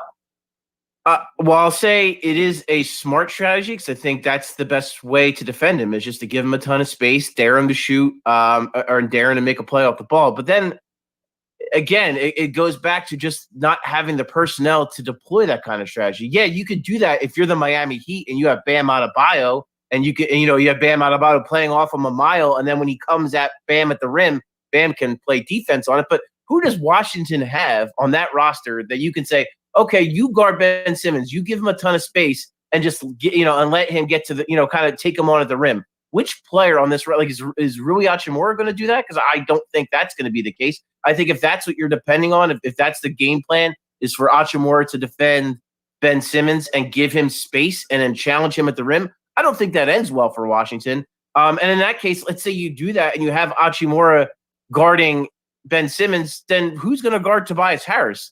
Because do you think Hachimura would be the better matchup for him? So I just think there's just for Washington, there is no matchup that is going to favor them when they have to match up against the Sixers defensively and the Sixers are on offense. I don't see any favorable matchups for them. Yes, Bradley Beal and Russell Westbrook, they are all-star caliber players, but they're not elite defenders, and so they're going to have to guard people too. And I don't see who on Washington's roster defensively scares me enough that I think that there is a strategy, because that's what it is. Like at the end of the day, players win these games. It's not coaches' strategies. Yes, they help and they can help you win games, but you have to have the personnel in order to make these things work. And I just don't see the Wizards having the type of player that can do that to Ben Simmons, that can just take him out. Now, as we get further along, are there other teams can do that? Yes, I think so. Maybe even the New York Knicks could do that, but I don't think the Wizards are the team that can make that happen. All right, Paul, give me in your mind when they tip off Sunday at 1:00, when they man-to-man, who's where? It's going to be tricky because I would think that you would want Ben Simmons on Bradley Beal to start. That would be my thought. And then from there, I guess you have to go Danny Green on Westbrook, which isn't, if I'm being frank, isn't necessarily a great matchup because Westbrook is really explosive. And Danny Green has struggled at times with players that are a little bit more explosive. Now, with the thing with Russell Westbrook is you can also play way off of him when you're talking about, you talk about Ben Simmons guarding him like that. That is also how you guard Russell Westbrook. He's, of course, more willing to shoot, and he might hit the occasional one, but that's still the best strategy to guard him. You play under him, you play under screens, you let him you dare him to take that outside shot. And I think Danny Green, just with his veteran savvy, his experience, I think he can handle that matchup and do pretty well in it. And you have Matisse Thybulle coming off the bench, who I think that'll kind of be lights out for, with Simmons and Matisse Thybulle on the floor against Westbrook and Beal. I mean, that's going to be really tough for Washington. Other than that, yeah, if they go small and they go like three guards and they start Howell Neto or Ish Smith, that benefits the Sixers because that's who you can put Seth Curry on and kind of hide him. And then, match up the other guys, as we said, the big on Embiid, obviously, if that's Len to start games, who obviously doesn't play a ton, but he gets the starts. And then Hachimura probably on, Tobias Harris on Hachimura on the defensive end. So I think that the Wizards' small lineup is actually going to benefit the Sixers with, like I said, with Seth Curry having the guard of Howell Neto or an Ish Smith.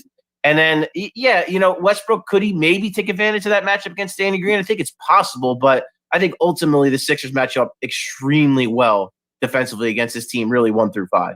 Okay, so then a lot of teams, it's regular season. We're doing this for regular season, but when the playoffs, things change. Does something change for the Sixers in the playoffs? I think their defense goes up another notch. I think that 100% happens. I think what you saw, I mean, they were second in net rating, I think, this season they finished. I could see them, upping the ante on that a little bit more. I think the playoffs will, the one thing they've struggled with, and it's been talked about already in these availabilities at their practice, is the transition defense. I think, one, that week off to kind of sort out those issues will be huge.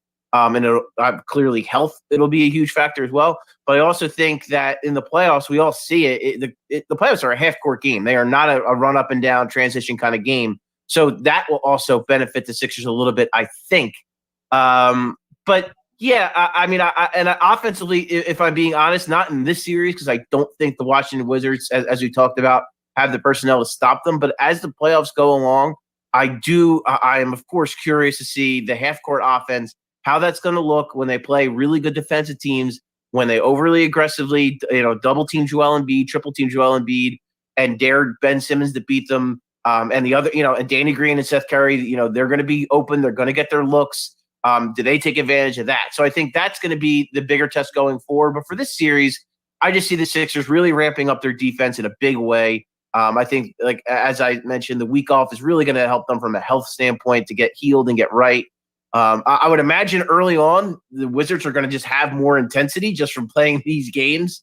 They've essentially already played 2 playoff games, so they're already going to kind of be heightened. So I would expect the Sixers to possibly get off to kind of a slow start in game 1, but I don't think ultimately in the series that's going to be as big of a factor. And I do think ultimately the Sixers defense is going to be too much for the Wizards. If there's a change, Paul, is it minutes based? In other words, do we see more Thibault? I feel like all of these matchups in the playoffs almost call for better defensive players, more defenders. So I don't know, is that the change, that maybe the minutes are dispersed differently, or do they say, nope, this is what got us here? Curry, Green, you start, you play your 30 minutes. Thibault, Hill, Shake, we'll get you your minutes as we deem necessary. I think you're going to see differences for sure, and I think some of it's going to be matchup based, even in-game adjustment based, depending on what's going on, in whatever game we're talking about. I do see, first and foremost, you're going to have the big trio is going to get their minutes extended. Joel Embiid, Ben Simmons, Tobias Harris. They're all going to be probably in that 36 to 40 range. All 3 of those guys, I would imagine. With maybe right. Ben and Tobias closer to the 40 minutes, and Joel maybe hovering 36 to 38. I think Danny Green plays at least 30 minutes because of how good he's been this year. I think he's kind of earned that. With Seth, I'm not as sure. I'm curious to see how Doc does that, because we've seen times this year where Seth Curry, either it's an unwillingness to shoot, or on the defensive end of the floor, he really, getting exposed a little bit by some of these more physical guards, physical players. So I do think his minutes could fluctuate a little bit. And yeah, Mike, I do think Matisse Thybulle, again, depending on the matchup, if there is a guard or a wing that is giving them particular problems, or that, you put Thybulle in the game and he just happens to do really well. Let's say, for instance, on Bradley Beal, which we did see actually in that third game, Bradley Beal really did struggle against Matisse Thybulle. So if that carries over, yeah, for sure, I could see Doc kind of riding Matisse maybe a little bit more than he would have in the regular season. And what I'm hoping for with Doc Rivers, and I don't know it yet, because this is probably one of my biggest concerns, because we've seen, last year Doc Rivers kind of, being a little rigid and wanting to stick to what kind of like to what you said earlier, to what got him here.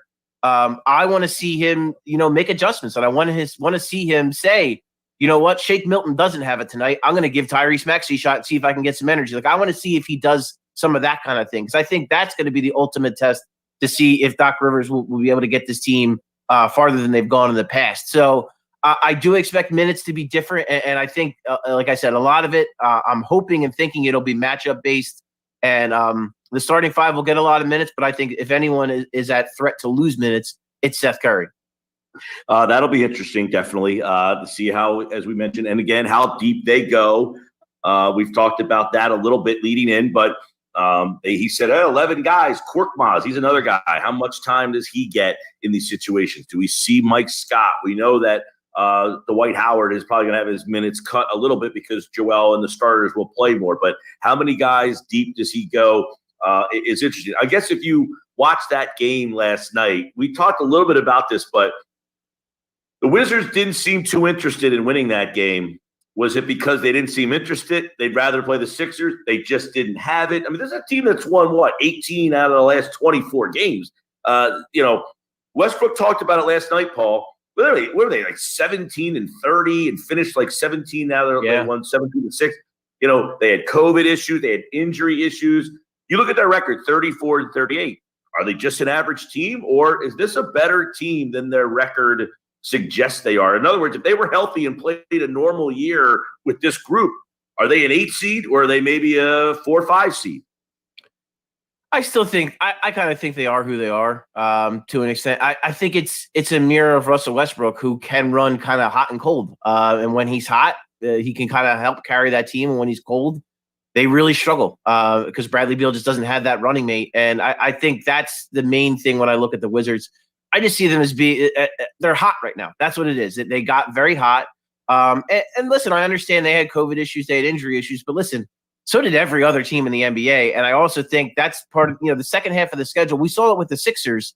So many teams had guys in and out of the lineup that teams that were healthy were able to take advantage of that and win a bunch of games. And I think, not to take anything away from the Wizards, because what they did was incredible, and they played some really good basketball. But I think they've also taken advantage of a lot of other teams who have maybe been down on their luck with injuries or COVID or what have you.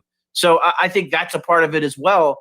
And I kind of think they are who they are. I think they are they were like an 8 seed kind of team. They look, for most of the year, they look like a 10 seed or an 11 seed. They didn't look like they looked like a lottery team for most of the season. But I think the second half of the season was more who they are, like a 7 or an 8 seed. And I think if you're looking at that Boston game and why they lost, I would say a couple things. I don't think Bradley Beal looked right. I thought he looked a lot better against Indiana. Russell Westbrook just didn't play well in that Boston game. I thought Brad Stevens, they had a good strategy to defend him very well. And it was a tough matchup for him. And he did not, and he just frankly did not play well. And then I thought defensively, I think, the Boston Celtics have had their struggles 100% on the defensive end of the floor all year long, but they're better than the Pacers. And they also had Jason Tatum, who went for 50 points. That was also a big part of why the Celtics won the game. You really saw him kind of take that game over in the third quarter after it was close at halftime. So I just think, in a one-game scenario, in a tournament scenario, that's kind of the only way I felt like the Celtics were going to beat them, is if Tatum went off. And I think that's what happened. And I think last night you just saw the Wizards were a better team than the Pacers last night. And it's a game-to-game thing when you're talking about that. And that's why basketball plays best of 7 series, because on any given night, a team can lose. Paul, the Wizards would win the series if a major injury happens to the Sixers. That's the only way I see the Wizards possibly winning the series. I just don't think it's a good enough basketball team. And I think the Sixers are, and I think we talked about this before, Mike, there's definitely like a slight against them as a 1 seed, which is weird. I don't know if it's like an apathy thing where it's like, the regular season doesn't matter, and so whatever, they're the 1 seed, it doesn't matter, or if it's just, this social media world we live in where we're all reacting to what we see immediately, and the Wizards won a game last night, so they're good.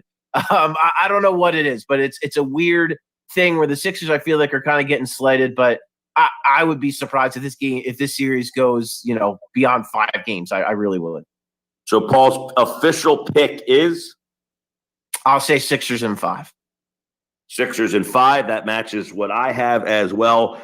Sixers in 5.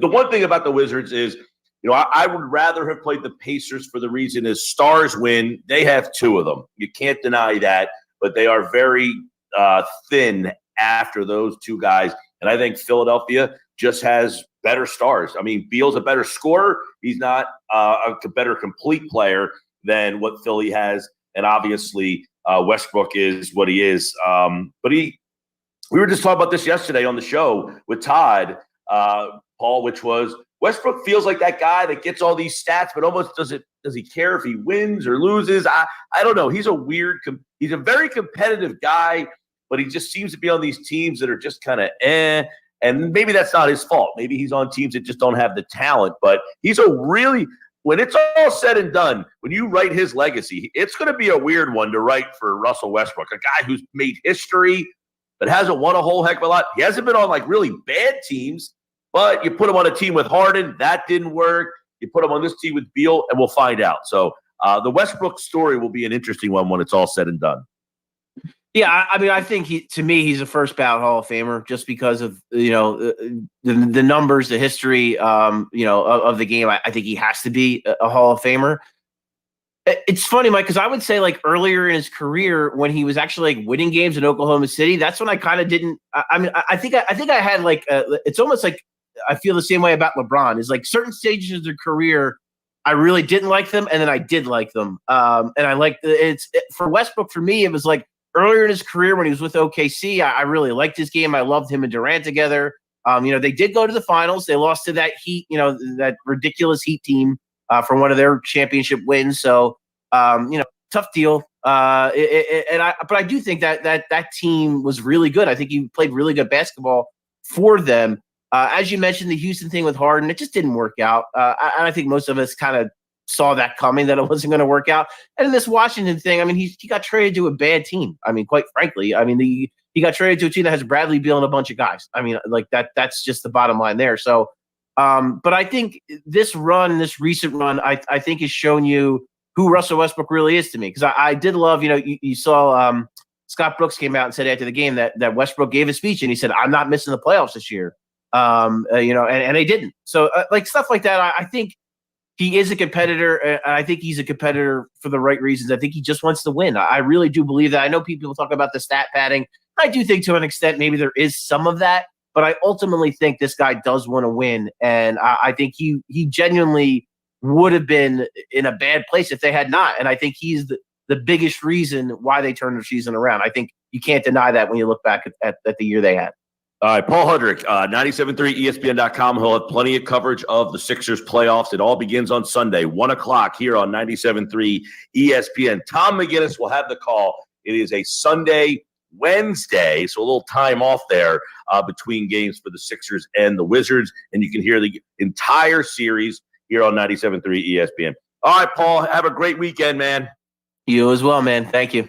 It is the Sports Bash live on 97.3 ESPN, brought to you by Matt Blatt Nissan, the all-new Matt Blatt Nissan, next to the Home Depot in Egg Harbor Township. Check out mattblattnissan.com. Coming up, don't forget, it's a happy hour Friday. The PT's here at 5 o'clock. Bob Wankel talks a little Phils at 4:40, and Andrew DeCecco's got football at 4 with Josh coming up in about 40 minutes from now. Stick around, the Sports Bash live on 97.3 ESPN.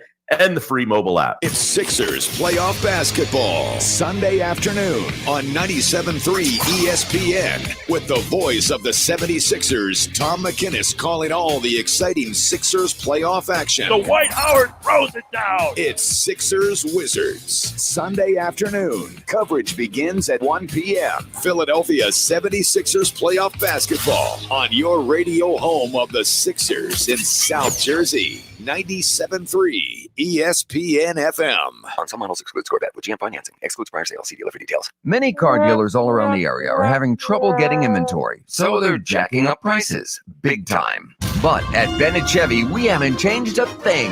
Why would we? You said you love our GM supplier employee pricing. You pay what our supplier employees pay, not a penny more. Bennett also gives you all the rebates, which can add up to a whopping 25% off MSRP. Plus, Bennett's got available 0% financing that'll save you thousands more. Looking for used? Good news. Bennett's still paying a minimum $7,000 for any trade you bring us, regardless of condition or miles. Any old heap is worth a minimum $7,000 towards any pre-owned in stock. And our non-commissioned sales staff is paid on your satisfaction, not how much you spend, so there's no pressure ever. And Bennett Chevy is now an authorized lease return center for all brands. So now more than ever, there's just no beating Bennett. Find new roads at Bennett Chevrolet, Egg Harbor Township, and BennettChevy.com.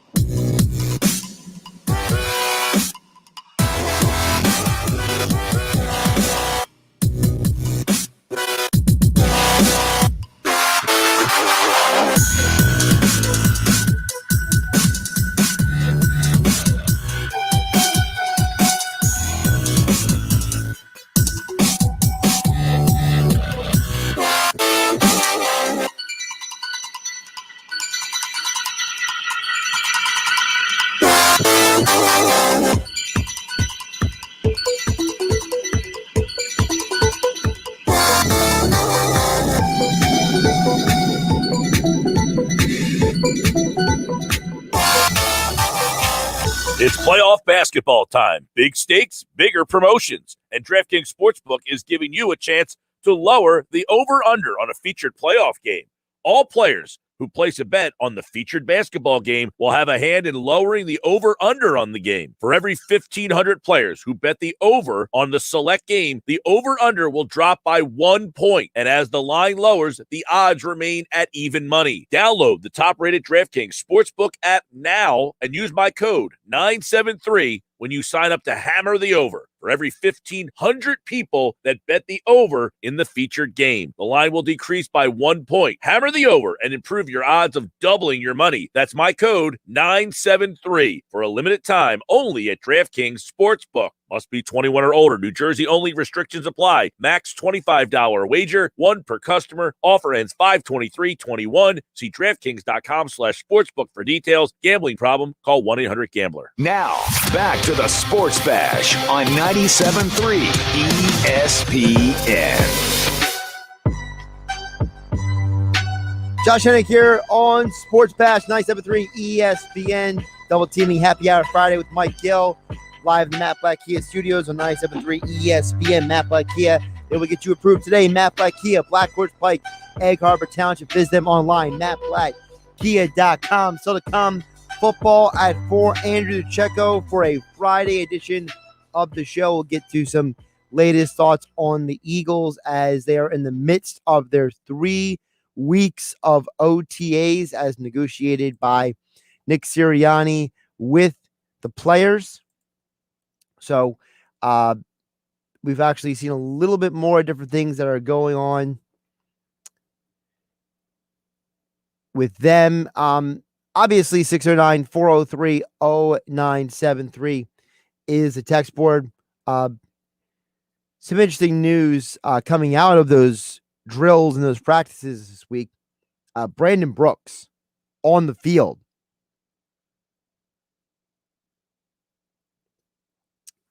Very exciting to see Brandon Brooks back from that injury. So we'll get into what Brandon Brooks being back on the field means to Andrew Checo coming up here on 97.3 ESPN. Josh Hennick here, filling in for Mike Gill here on 97.3 ESPN. Also, still to come, do you remember? Mike Gill and I will reminisce some thoughts on what this day means in history, as well as Bob Wankel on the Phillies at 4:40 tonight. Happy hour at the PT at 5 p.m. Jeff Kerr following that. Of course, I'll wrap up the show on the back end. You guys keep commenting as well on Facebook, YouTube, and Twitter as you watch the show, and as well at 609-403-0973, 609-403-0973. Also, we got people commenting on Facebook, YouTube, and Twitter. One person texted in the text box. I'll get to this really quick before we wrap up the hour. We'll get to some more Eagles coming up next. Texter says, I wonder what people are going to say about the Sixers if the Wizards take them to 7 games because, like Mike Gill said, I think stars when playoff games, I think the Sixers win the series, but you don't want to play a hot team going to the playoffs with 2 stars. Well, here's the problem, Texter. Are they really a hot team? Seriously. Are the Wizards really a hot team? Listen to what the Wizards' last several games are, okay? And you tell me if this is a hot team. Because I think people have a very strong misperception of the Wizards, okay? They lost by 18 points to the Celtics for their big win over the Pacers last night. Before that, they won 2 games against Charlotte and the Cavs. Before that, they lost 2 straight games to the Hawks. They won 2 straight games in overtime versus the Pacers and the Raptors. They lost to the Bucks. They beat the Pacers. They lost to the Mavs. So that's the whole month of May right there. So that team is what? 1, 2, 3, 4, 5, 6, 7 games. They won 7 games. They've lost 1, 2, 3, 4. So they won 7-5 in the month of May. Is that really a hot team? Yeah, they have 2 stars, but I can't call you a hot team if you go 7-5. Man, people have these perceptions. People are ridiculous. They must be the hottest 7-5 team I've ever seen in my life then, Dexter. I mean, come on. Just stop. It's like people are trying to create reasons why the Sixers are going to lose now. Listen, if the Sixers go 7 with the Wizards, we'll deal with it then. Football on 4. Andrew Checo next. Health Update with Robin Stoloff. Learn more, live better. We are all well aware of the dangers of driving while intoxicated, but there is another issue on our roads that is reaching epidemic levels in our country: distracted driving. From talking and texting on our cell to putting on makeup or eating a sandwich in the car, distracted driving is a factor in millions of car accidents, killing or injuring thousands of people every year. When we're behind the wheel of a car, we should be doing one thing: driving.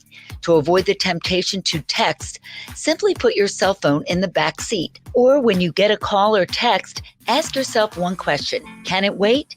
In most cases, the answer will be yes.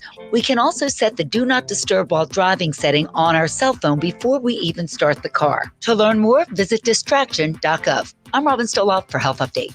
Health Update with Robin Stoloff. Learn more, live better. Hey, everybody, it's Mike Gill from my friends over at PropSwap.com. And, of course, the PGA Championship is underway. It should be a great weekend of golf, which means it's a great time for prop swappers, Luke. If the Masters was any indication of how busy we'll be this weekend, I think it should be a very popular time to be on the site. Tell everybody why golf is such a great event for prop swappers. How can our listeners right now, all right, I want to make some money off prop swap. There's golf on this weekend. Why is golf a perfect event?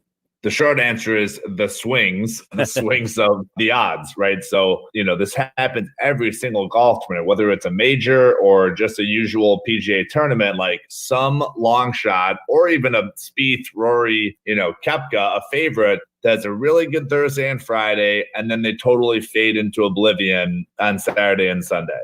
And unless you're using PropSwap, there isn't a way to capture that hot start, right? There isn't a way for you to sell your bet. You can obviously, some apps will have the cash out option, but of course with PropSwap, if Spieth is 5-1, the cash out option is going to be 9-1. Buy the ticket on PropSwap and then sell that bet on PropSwap. You're getting exact market value for Jordan Spieth. If his current odds are 5-1, your bet will sell at odds of 5-1, if not even higher. Because you got to remember, we have customers in California, in Ohio, in Massachusetts, 3 huge states where sports betting isn't legal yet. So you can post your bet for sale and get a premium, sell it for even higher than what it's worth, because these PropSwap customers, they just want to get their hands on a sports bet. It's PropSwap.com. It's the best odds in the world, and it's the best time to use it. The PGA Championship, the NBA playoffs, Major League Baseball, PropSwap them all. And go to PropSwap.com or download the PropSwap app today. Luke, thanks so much. Thanks, Mike.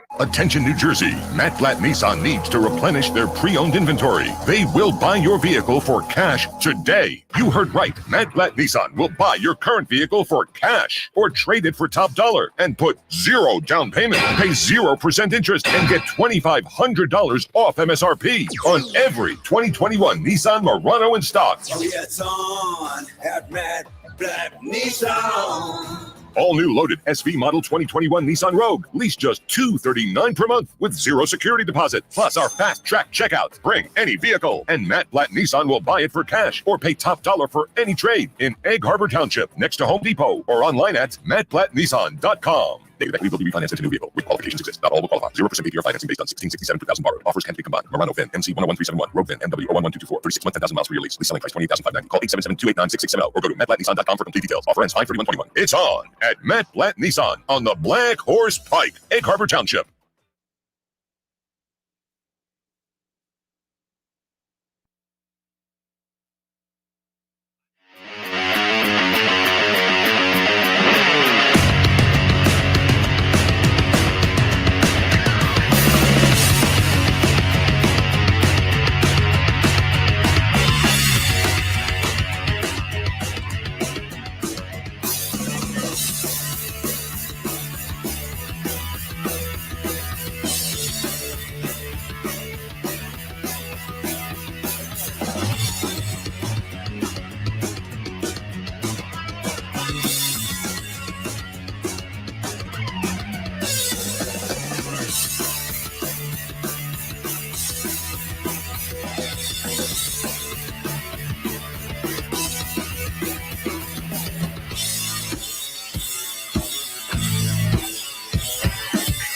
South Jersey's play-by-play home for the Eagles, Sixers, and Flyers. He scored! 97.3 ESPN, WENJ, WENJ HD Millville, Atlantic City, a Town Square media station. 97.3 ESPN presents the Sports Bash with Mike Gill. It's time for Football at 4 with 97.3 ESPN.com's Andrew DeCecco. My first allegiance is what will be best for the Philadelphia Eagles and our fans for the next 3, 4, 5 years. Powered by the Inside the Birds podcast. Now, live from inside the Matt Black Kia Studios. It's Football at 4. Friday edition of Football at 4, powered by the Inside the Birds podcast. Every Friday, we are joined by Andrew DeCecco right here, Football at 4, here on 97.3 ESPN. Busy week for the Eagles. We recap it all as players continue to work on the field. Always a good thing to see guys on the field. And one of those guys on the field today was Brandon Brooks. Brandon Brooks, we have visual evidence of him working on the field. So get into that and more right now.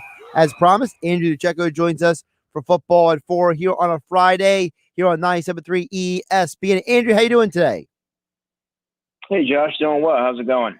Doing pretty good. Doing even better that I see Brandon Brooks putting in work, and not the kind of work that, he's not being touched by anybody. He's literally on the field with a uni in practice with cleats on, doing work on the field. How optimistic does that make you for his season coming up, considering the fact that a lot of people were wondering about, a lot of ifs with him? Now looks like those ifs are looking more like a reality for him to play this year. Yeah, well, if Brandon Brooks has taught us one thing since being a Philadelphia Eagle, it's that he recovers incredibly fast.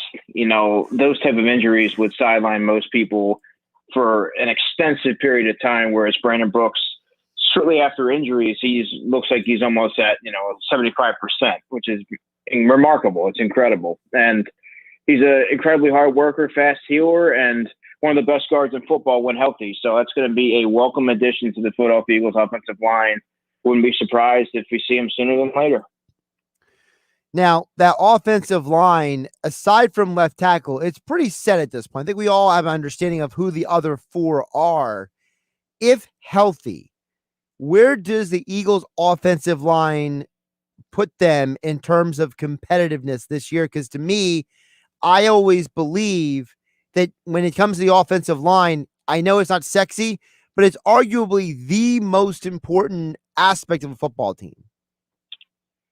Well, you're correct, and I'm glad you also see it that way. I mean, last season, I think that the Eagles hinged too much on their starting lineup and didn't really have a contingency plan should that falter. You had to depend on guys like Jack Driscoll and Nate Herbig and really dig deep into the reserves.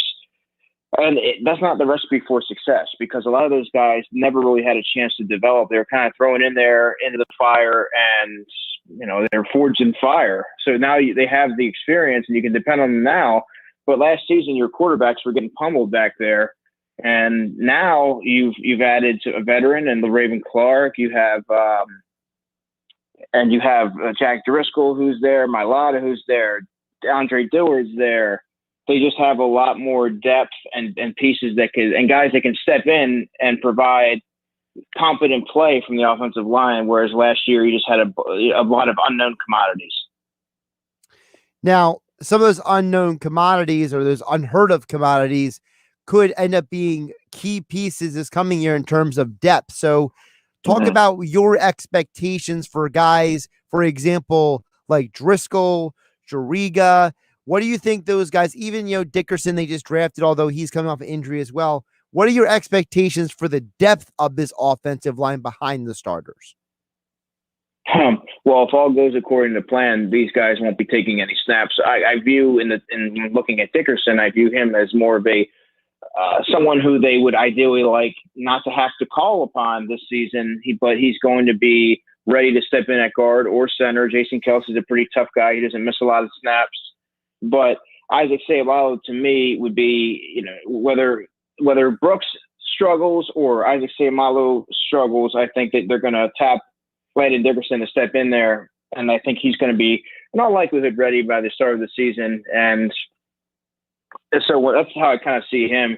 Driscoll is more of a right tackle, can play guard. Herbig is a guard, he can also play center.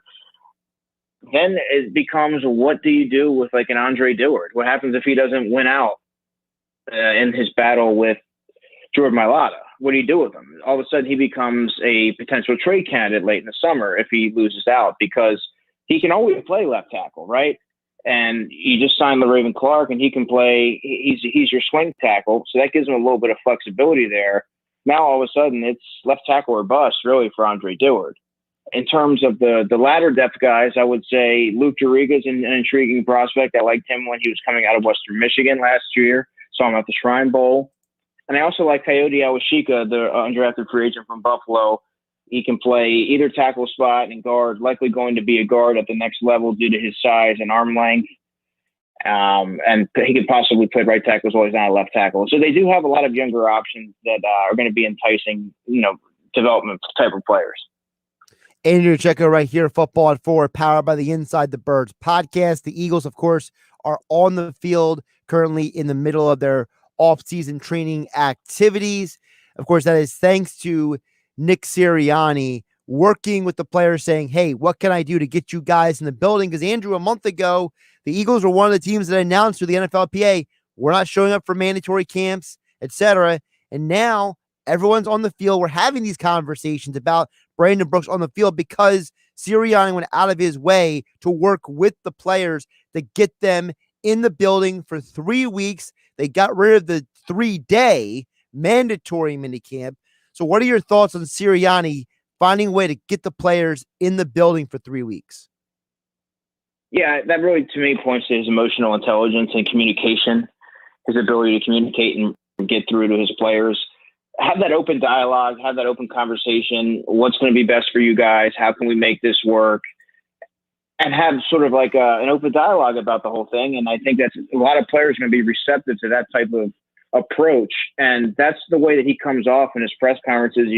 Not only does he really preach competition and things like that, and adapting to his players' strengths, but he also strikes me as someone that has that emotional intelligence.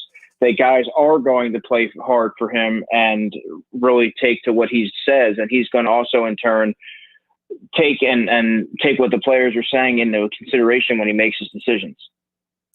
Now, we know Peterson did that on some level, Doug Peterson, previously when he had the Players Council and everything. But it seems like Sirianni is kind of, the next step in that evolution. You mentioned emotional intelligence. That's what Jeffrey Lurie said back in 2016 when he kicked Chip Kelly out of here. So it seems like Sirianni, even though he never played in the NFL, he seems to have as an understanding of the NFL player and just as much, if not better, than Doug Peterson did.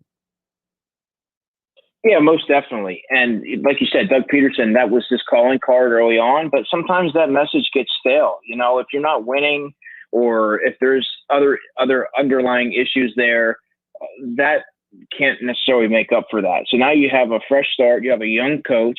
He's able to relate to younger players, but also adapt to some of the veterans. And I think that his attitude, his energy and ideas, and just his overall knack for catering to players' strengths instead of trying to have them fit what he wants to do as far as scheme wise. I think that's going to really resonate with a lot of players, and you're starting to see that early on. Now, one of those people who was impressed with him, as we heard on the Inside the Birds podcasting network this week, was Jason Avant. He was at Eagles camp this week.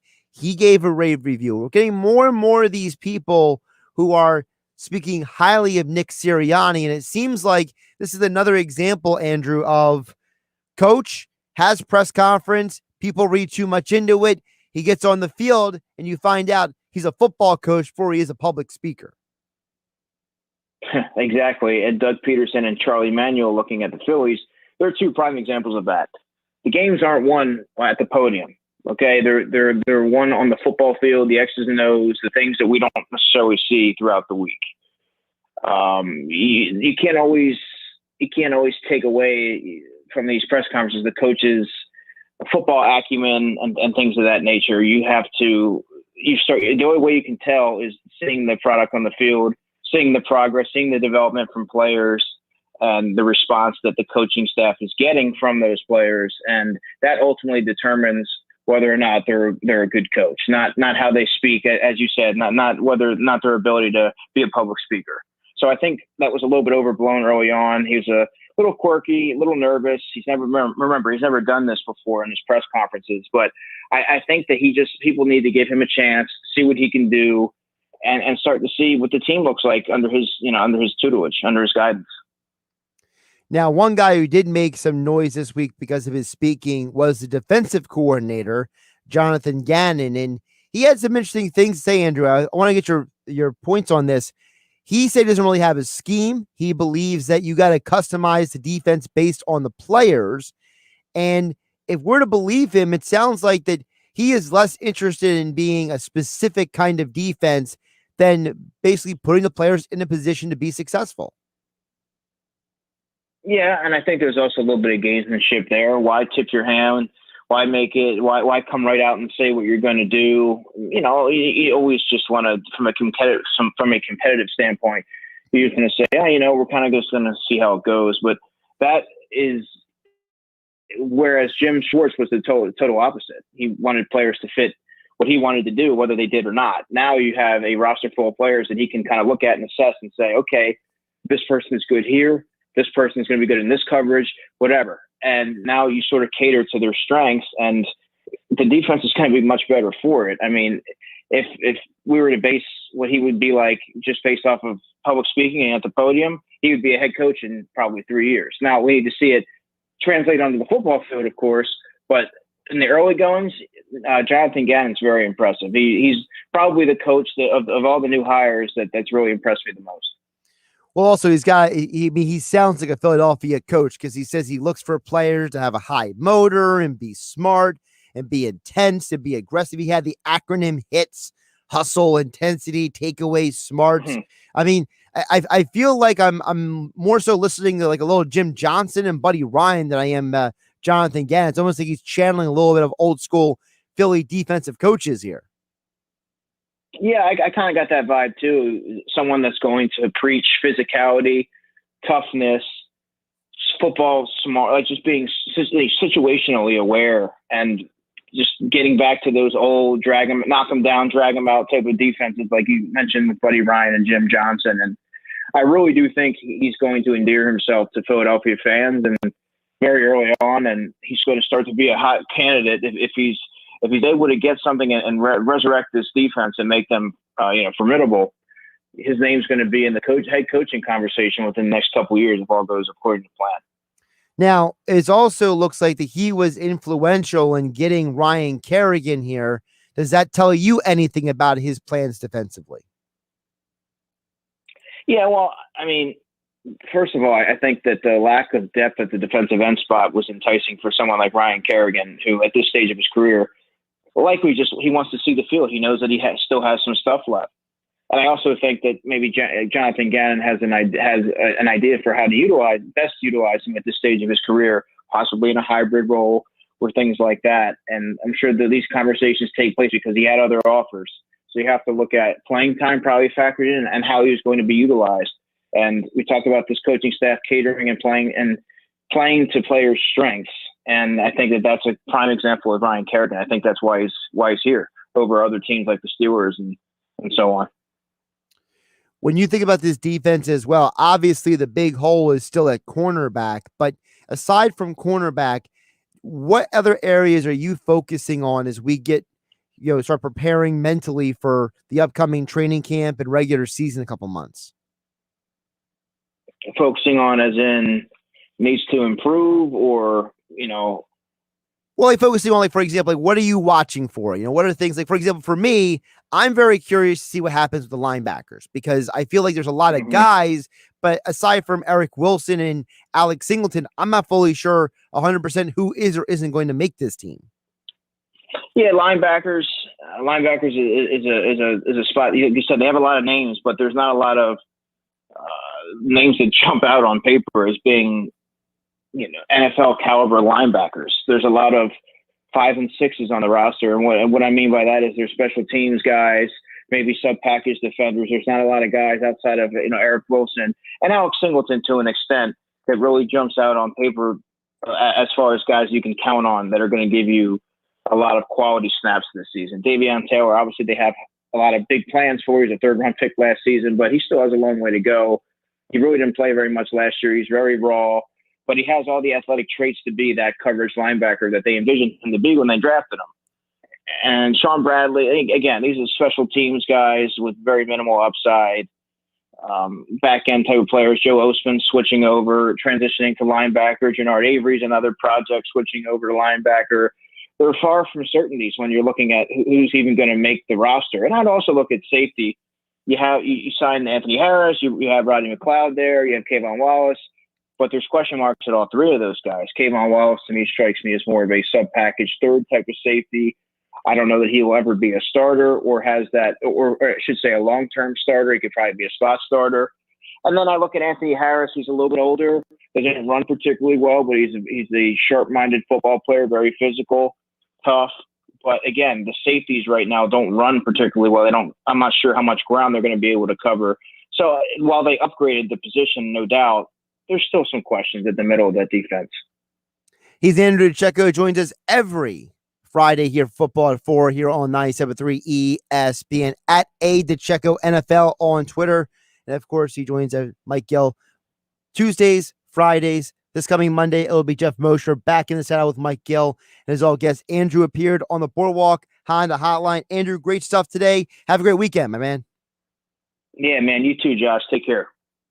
And, of course, the 4 o'clock hour of the Sports Bash being brought to you by PropSwap, America's sports betting marketplace. Sell your sports bet, take your profit, find out how at PropSwap.com or by downloading the PropSwap app today. Do you remember coming up next, myself and Mike Gill? Of course, Mike Gill and I tag teaming this Football Friday, not Football Friday, but Happy Hour Friday. A little football mixed in with a lot of our Sixers and Phillies talk throughout the day right here on 97.3 ESPN FM and the 97.3 ESPN mobile app powered by First Bank of Seattle City. Turn it on. Leave it on.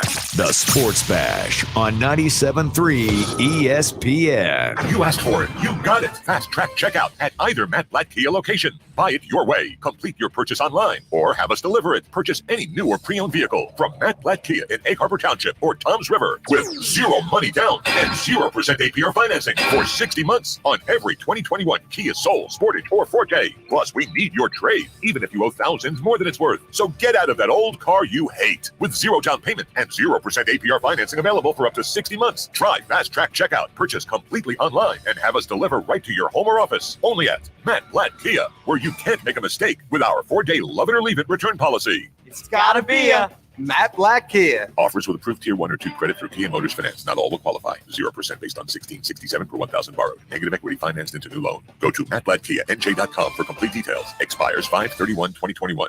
Matt Blatt Kia, 6211 Black Horse Pike, Egg Harbor Township, and now on Route 37 in Toms River.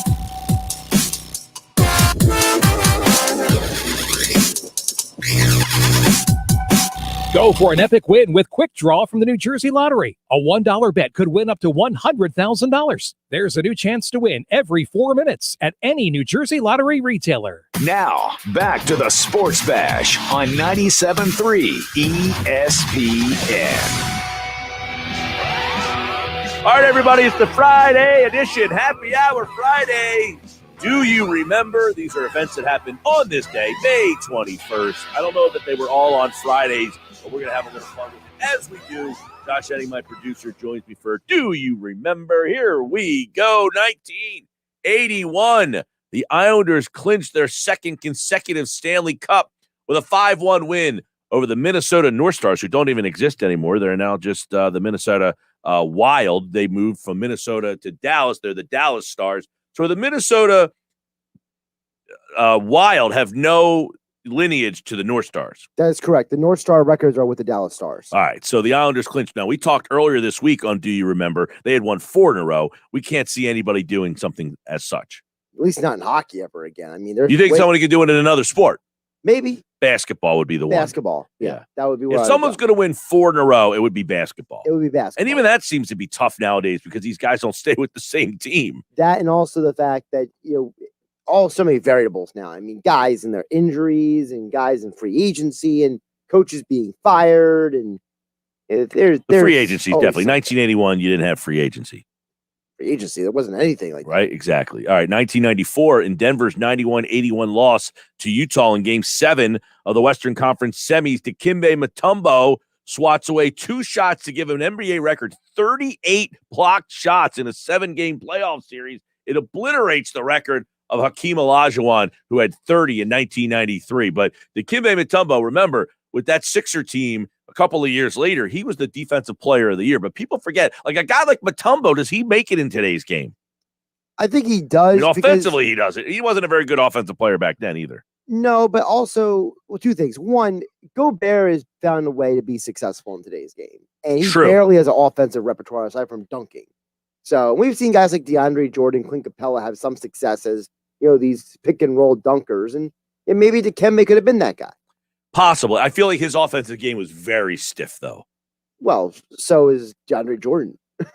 He was an all-star. But he's more athletic. He can run the floor a lot. But Dikembe was very lumbering getting up the floor. He was, but maybe in today's game he would have been a little bit more limber. That's possible. I mean, we always forget that they maybe train differently. I guess there's a way to go. 1988, Darryl Green beats Rod Woodson in the fastest man competition. I remember these. Just throwing the name blast from the past with some name. Darryl Green was always known as the fastest man. And he would run that thing every single year just to prove a point. Right. He absolutely, forget the fact that he was a really good corner. Right. He'd probably be the best corner on the Eagles right now, Darryl Green, if you dusted him off. Oh, right now. He could start opposite Darius Slay, no problem. 100%. But Darryl Green, like you said, Darryl Green, fastest man. Right. Right? That's what you knew him as. Rod Woodson, by the way, was a hell of a player. Hell of a player. And also, Rod Woodson played 2 positions in his career. He started at corner, then he moved to safety. 2009, we go back to the Nuggets. Carmelo Anthony, 34 points. They beat the Lakers 106-103 to even the Western Conference Final 1-1. It was the first time in 24 years the Nuggets beat the Lakers in a playoff game. They would eventually fall in 6 games. I would imagine that is a Allen Iverson, Carmelo Anthony Nuggets team. Also, then George Karl would have been the coach. 2009, probably. Yep. That was Iverson got traded from the Sixers to the Nuggets. Was he? Because he didn't get traded back. Well, there was a time when he didn't get traded back to the Sixers. No, he got traded to Detroit in the Billups trade, and then he became a free agent. And then Went he to came back Memphis for a little bit too. Yeah, he went to Memphis for a hot minute. Yeah. All right. A couple more here on this day before we jump. A couple Saturdays and Sunday things here for you as well. The Ringling Brothers and Barnum and Bailey Circus performed its final show at the Nassau Veterans Memorial Coliseum, ending its run at 146 years. 2017. No circus. Are you a circus guy? Not really. Afraid of clowns? Nah, I fell asleep one time when I went to the circus. And that was it. You never went back? I just didn't do it for me. All right. On this day, here we go. All right. So since the weekend is here, it's a happy hour Friday. We like to take a look at some of the things that happened over the weekend, too. So we'll jump over to the Saturday stuff for May 22nd. On this day, Dr. J opened the NBA Finals with a dunk as the Sixers beat the Blazers 107-101 at the Spectrum. Dr. J and the Sixers won the first two games, but the Blazers won 4 straight to win the series and the NBA championship. 1977 on this day, Sixers, Julius Erving, they end up losing that series. People forget how many times the Sixers got to the NBA Finals and didn't win it before they actually won it. They got there multiple times, but they couldn't win it till they got Moses. No, they couldn't. 1980, though, was a good year in Philadelphia sports, and Dave Winfield hit a pinch hit solo homer off Kent DeColvey in the 9th inning at Three River Stadium as the Padres come back 6-4. Now, those are two great names. Nothing significant about this game or anything, but Dave Winfield playing for the Padres. And remember, Kent DeColvey, a lot of Phillies fans right remember the sidearm submariner. He used to pitch for the Phils on some bad Phillies teams. Horrible Phillies teams. All right, 1993, Roy Jones Jr. wins the vacant IBF middleweight title with a 12-round decision over Bernard Hopkins at RFK Stadium in Washington, D.C. Think about that fight. Roy Jones against Bernard Hopkins. They don't make them like that anymore. No, they don't, especially considering the fact that both of those guys, that was a very rare moment as well, because it was a time when, people were so focused on boxing even more so than today. Right. Now, Roy Jones Jr., he just fought Mike Tyson. But Roy Jones Jr., people, at a time, he was the best. He was the best on the planet, people He believe. was undefeated. He was the untouchable. He was the Floyd Mayweather, really, before Floyd Mayweather. Except he actually punched people. That's right. 2009, on this day, May 22nd, which is tomorrow, LeBron James hits a buzzer beater against the Magic in Game 2 of the Eastern Conference Finals. It's the first buzzer beater of LeBron James' career. That was kind of the one that finally was like, all right, he hit the big shot. Yeah, remember the narrative for years was LeBron's that clutch. LeBron doesn't want the ball in the clutch. He passes the ball.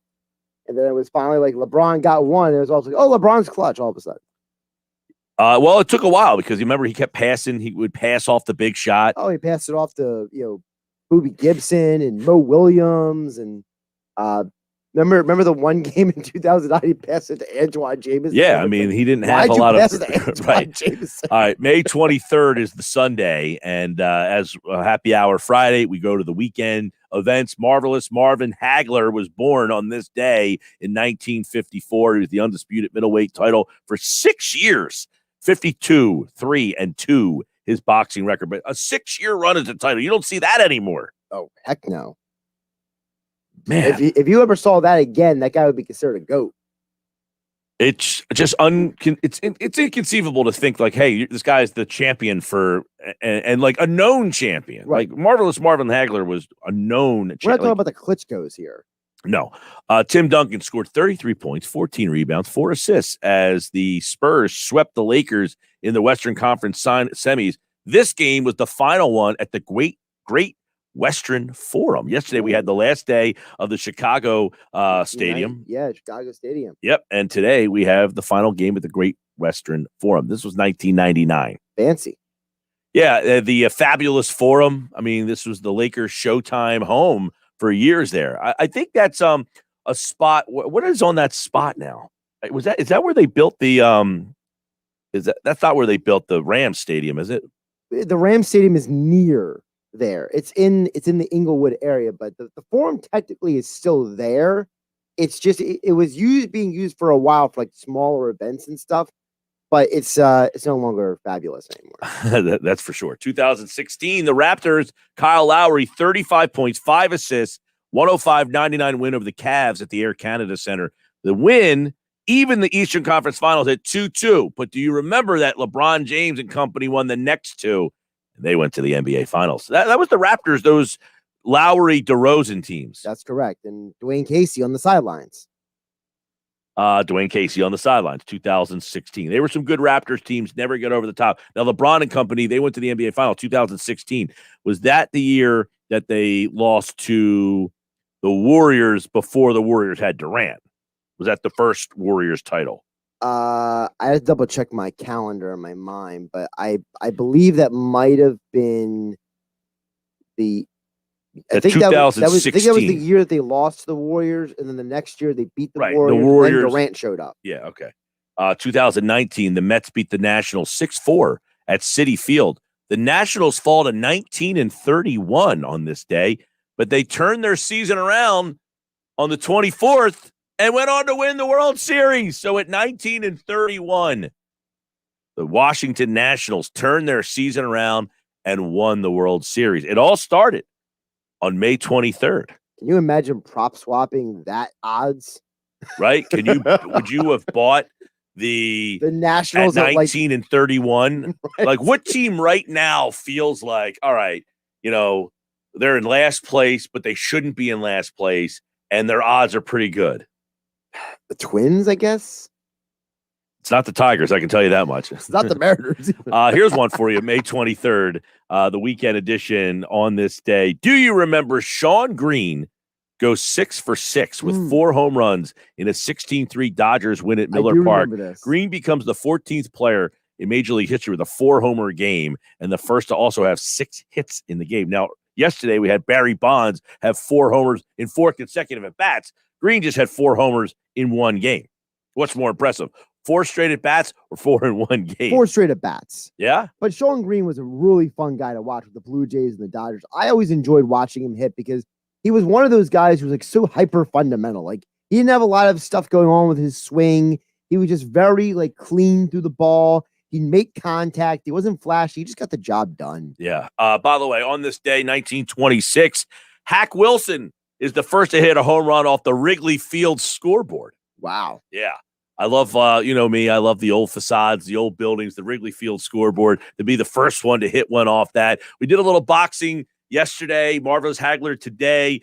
We had Roy Jones Jr. on yesterday's, do you remember, 1941 in his 20th World Heavyweight Boxing title defense, Joe Louis knocks out Buddy Bear in round 1 at Madison Square Garden. So there you go, Joe Louis, maybe the best of all time. It's funny because the conversation for best of all time is it really depends on, what you value. Whose championship run do you value? I think it comes down to greatest of all time. No doubt. And of course, different weight classes, all that stuff. 1962, Joe Pepitone, second Yankee to hit 2 homers in 1 inning. Joe DiMaggio did it. I bring up that because Joe Pepitone was a reference in a Seinfeld episode. Cool. 1948, speaking of Joe DiMaggio, he had 3 consecutive home runs as the Yankees beat the Indians 6-5 at Yankee Cleveland Stadium, which is no longer around either, but 3 home runs in a row. Bonds yesterday had 4. DiMaggio had 3. So those guys, that's a pretty impressive feat to hit 3 straight home runs in a game. So yeah, but DiMaggio did something that Bonds never did, had a 56-game hitting streak. I mean, come on. You'll like this one, by the way. That's true. 56 games, pretty good. 84, the Tigers win the AL record 16 straight road game. Very impressive. 1990, the Yankees hit 6 home runs to beat the Twins 12-0. But how about this? You'll appreciate this, and so will Billy Schweim. On this day in 1991, Phillies pitcher Tommy Green no-hits the Expos 2-0. Green. Should have Tommy Green on the show. We should try to call him up and see if we can. Maybe I will do that. See if we can't get him by the end of the show today. All right, Sports Bash Live, 97.3 ESPN. Because on this day, May 23rd, it wasn't really today. It's the weekend edition. 2003, the Devils beat the Senators 4-3 in the Eastern Conference Finals. And the Devils, that was back when the Devils were really the big thing. And on this day in 2013, Patrick Roy is named head coach of the Colorado Avalanche. His former team, he won 2 Stanley Cups as the goalies there as well. So there you go. That's what happened this weekend. Do you remember? A lot of fun, a lot of great events, a lot of great names this week. Man, Thursday we had some Jordan stuff, Gretzky stuff.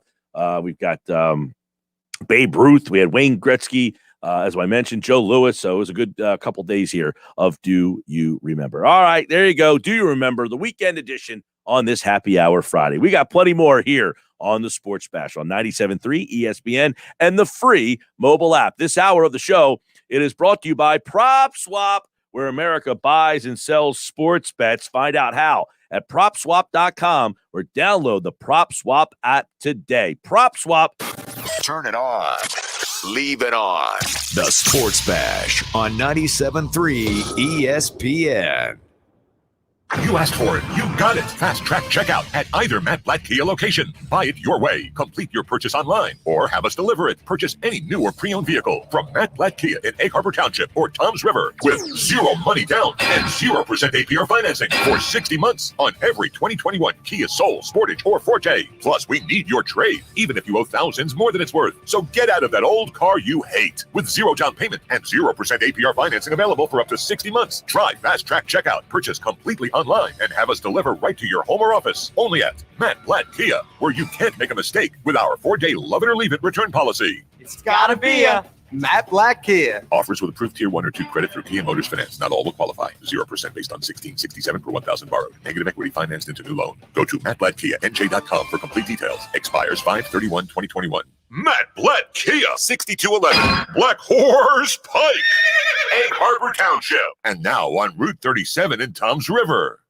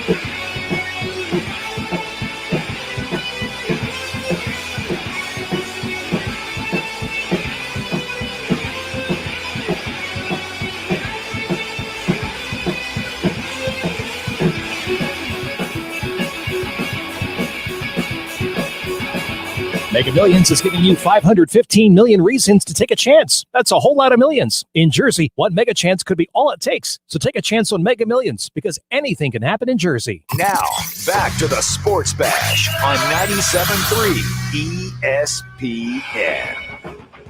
All right, everybody, welcome back to Sports Bash Live on a Friday here, happy hour Friday. The Phillies and Red Sox getting ready to start a 3-game set. And boy, it looked like the Phillies had a little too much happy hour against the Marlins. No runs again. Man, they got shut down by this Marlins team.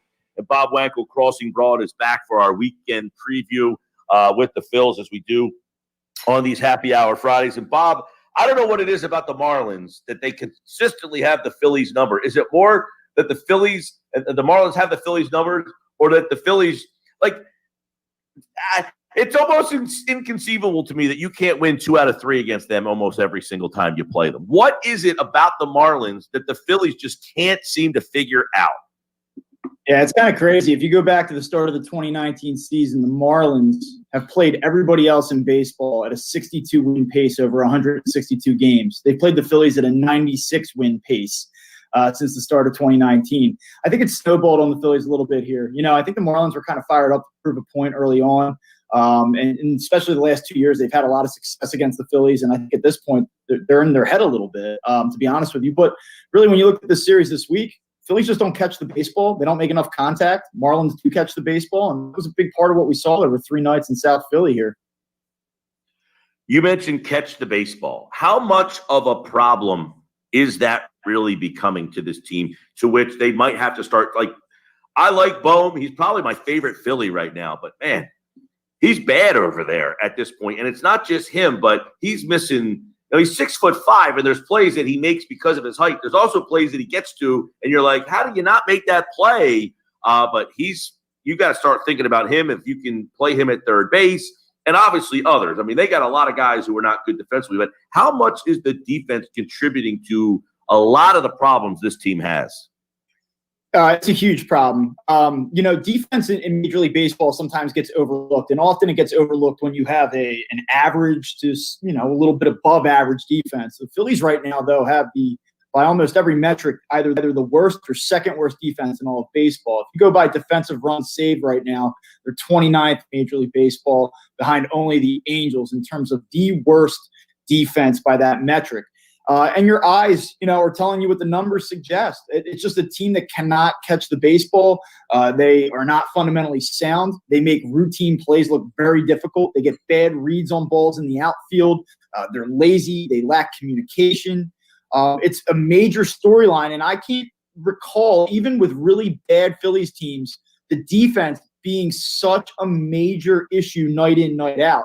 And I think what ultimately will have to happen, whether it's Alec Bohm or Rhys Hoskins or just at a larger scale level, the Phillies are going to have to rework their overall layout defensively. Like, this team as constructed isn't just going to get better. There's not enough ground balls or pregame work that you can do to just get better suddenly overnight defensively.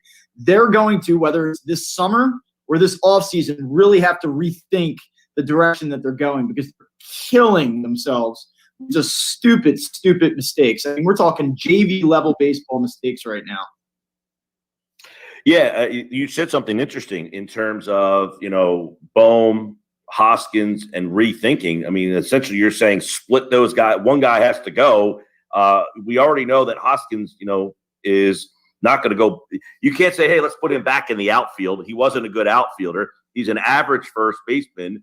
Do you say I'd rather have Bohm's bat than Hoskins' bat? It seems to me that they think Hoskins is a more important bat than Bohm's is right now. So that's a pretty interesting crossroad that the organization might have to make.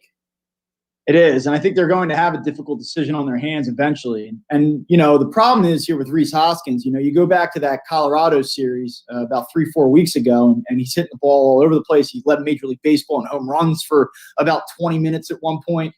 And you stop and look at this, and the power has completely gone away again. We're in another one of these downturns where he's not hitting the ball over the fence. And if you're going to play sub-average defense, then you've got to have elite offensive production, and he just does not provide that consistently enough. And I think it's something that the Phillies are going to have to consider when they're evaluating where this roster is headed beyond 2021. I think Alec Boehm's a first baseman, and you have to decide, is Rhys Hoskins valuable enough offensively that he sticks as a DH when that comes to the National League, which I think is the expectation. But if they were to stick defensively at first and third, I just don't think you can build a team like that, especially when you have average at best defensive middle infielders as well. Yeah, that's a good point. It's man, Bob Wankel crossing broads with us, looking at the Phils and the defensive woes.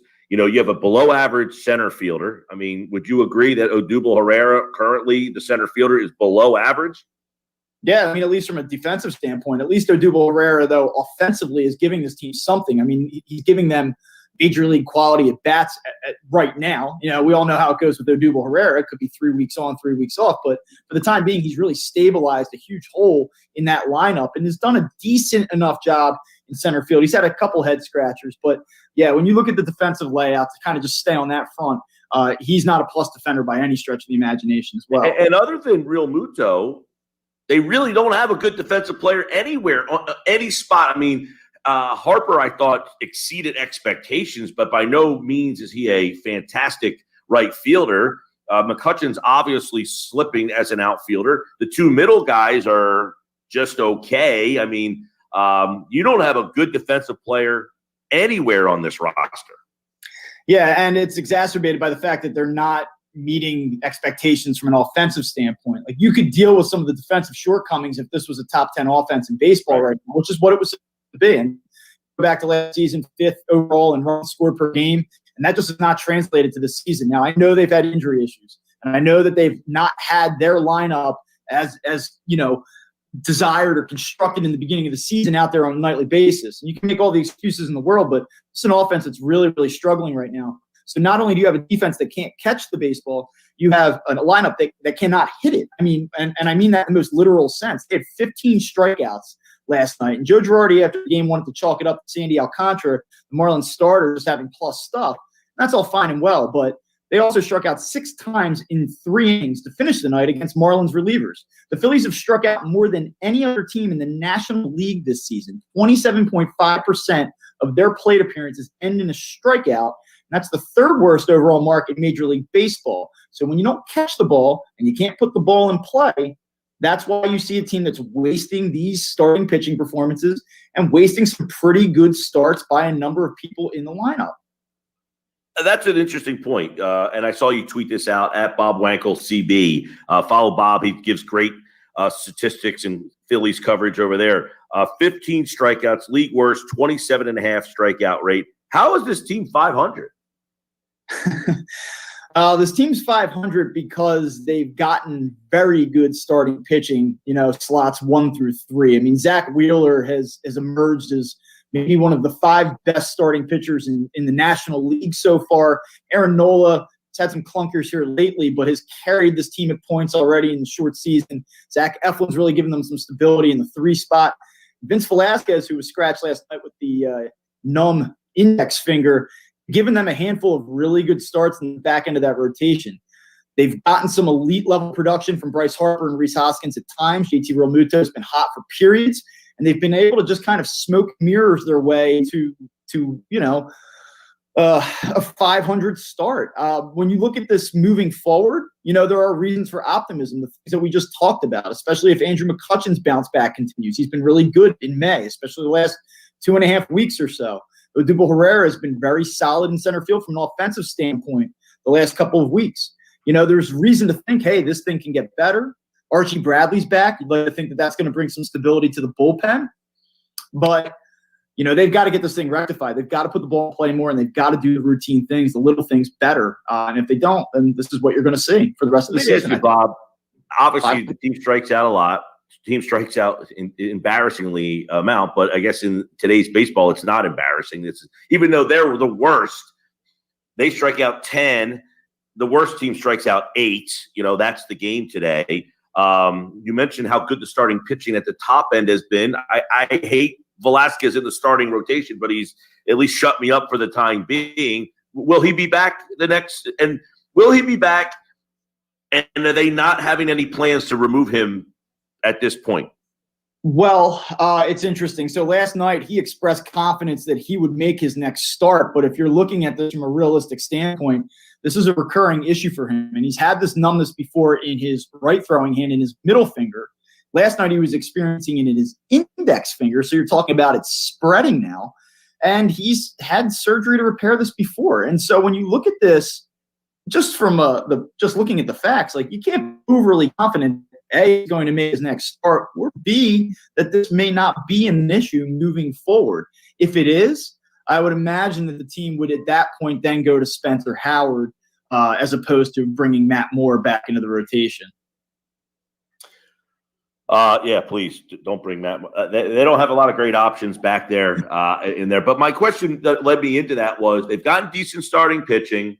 They have a lineup that, as you mentioned, scored runs last year. So are you more optimistic that the pitching and that the offense will catch up and that they can get on a streak, or that the defense and the back end of the rotation and the strikeouts will keep them mired in mediocrity or to a bad baseball team?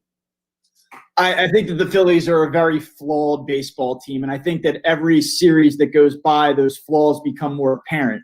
That doesn't mean that they're screwed, but it does mean that there are some serious issues here. So I would err more, and I know this probably comes as a surprise to you, I would err more on the side of pessimism when it comes to the Phillies. But I will tell you this. I do think that this is a team that has enough top-end talent that they can ride out a 5-6 game winning streak. And this is what you have to hope for if you're a Phillies fan. They just put together a solid 10-day stretch and then otherwise kind of do their up and down thing where they play generally a 500 brand of baseball. And then you just hope that you get into that third, fourth week of July. You're 4 or 5 games over. Nobody in the division's really established themselves to that point. Maybe you go out and make a move or two that sort of changes the dynamics of this team. I think if you're a Phillies fan, that's the path. That's the optimistic path forward. Can they just heat up for a series or two and otherwise kind of do their middling play? That would be a Dave Dombrowski, move to make here. We'll see if he gets involved to help this team out. His former team, the Red Sox, are in town this weekend. Bob Wankel will be covering it for Crossing Broad. This is a first-place Red Sox team, too. This was a team that was not very good, and they changed it over pretty quickly here. So we'll see them here at Citizens Bank Park. And Bob Wankel, like all guests, appeared via the Boardwalk Honda hotline. All right, Bob, enjoy the weekend. Good to see you, man. All right, Mike. Talk to you soon, man. All right, there he goes. Bob Wankel here on the Phils. And, of course, the Phillies offensively having trouble putting the ball in play. 6 strikeouts in a row against that Marlins bullpen. Just unacceptable. You can't strike out 6 times to close the game out.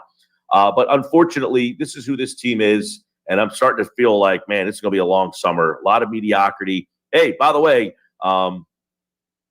it's one of those things where, we kept blaming the old manager. And I'm not saying Gabe Kapler would make this team the best team in baseball. But this isn't just the manager problem. This team, as Bob really pointed out, has a very flawed roster. Defensively poor. They strike out a lot. That's not a recipe for winning. They're wasting good starting pitching. Can't do that in today's game because pitching rules the roost, as we've seen. All right, Sports Bash Live, 97.3 ESPN. Coming up, it's a happy hour Friday. The PT is here. Yeah, Pete Thompson, who I think is going to the Phillies game tonight. I think we'll check in on that. Plus, he's going to have fun with the PGA this weekend. We'll get his thoughts on the Sixers. Jeff Kerr tonight, right around 5:25. In his normal Friday spot. This is the Sports Bash on 97.3 ESPN and the free mobile app. Hey, everybody, it's Billy Schwein from the locker room. The Sixers start their playoff run this weekend as they take on the Wizards Sunday. We will get you pumped up for the series. Saturday, we'll talk with former president of the 76ers, Pat Croce, who has teamed up with the American Cancer Society to beat this dreaded disease. Plus, walk down memory lane with Pat about his career. Sunday, we'll continue to hype the Sixers and talk Phillies baseball with former Phillies second baseman Mickey Morandini. All the action starts every Saturday and Sunday from 10 a.m. to noon on 97.3 ESPN. Attention New Jersey, Matt Blatt Nissan needs to replenish their pre-owned inventory. They will buy your vehicle for cash today. You heard right. Matt Blatt Nissan will buy your current vehicle for cash or trade it for top dollar and put 0 down payment, pay 0% interest and get $2,500 off MSRP on every 2021 Nissan Murano in stock. Oh, yeah, it's on at Matt Blatt Nissan. All new loaded SV model 2021 Nissan Rogue. Lease just $239 per month with zero security deposit. Plus our fast track checkout. Bring any vehicle and Matt Blatt Nissan will buy it for cash or pay top dollar for any trade in Egg Harbor Township next to Home Depot or online at mattblattnissan.com. We will be refinanced into new vehicle. With qualifications exist. Not all will qualify. 0% APR financing based on 1667 2000 borrowed. Offers can be combined. Murano VIN MC 101371. Rogue VIN MW 011224. 36 months 10,000 miles for your lease. Lease selling price 28,590. Call 877-289-6670 or go to mattblattnissan.com for complete details. Offer ends 5/31/21. It's on at Matt Blatt Nissan on the Black Horse Pike, Egg Harbor Township.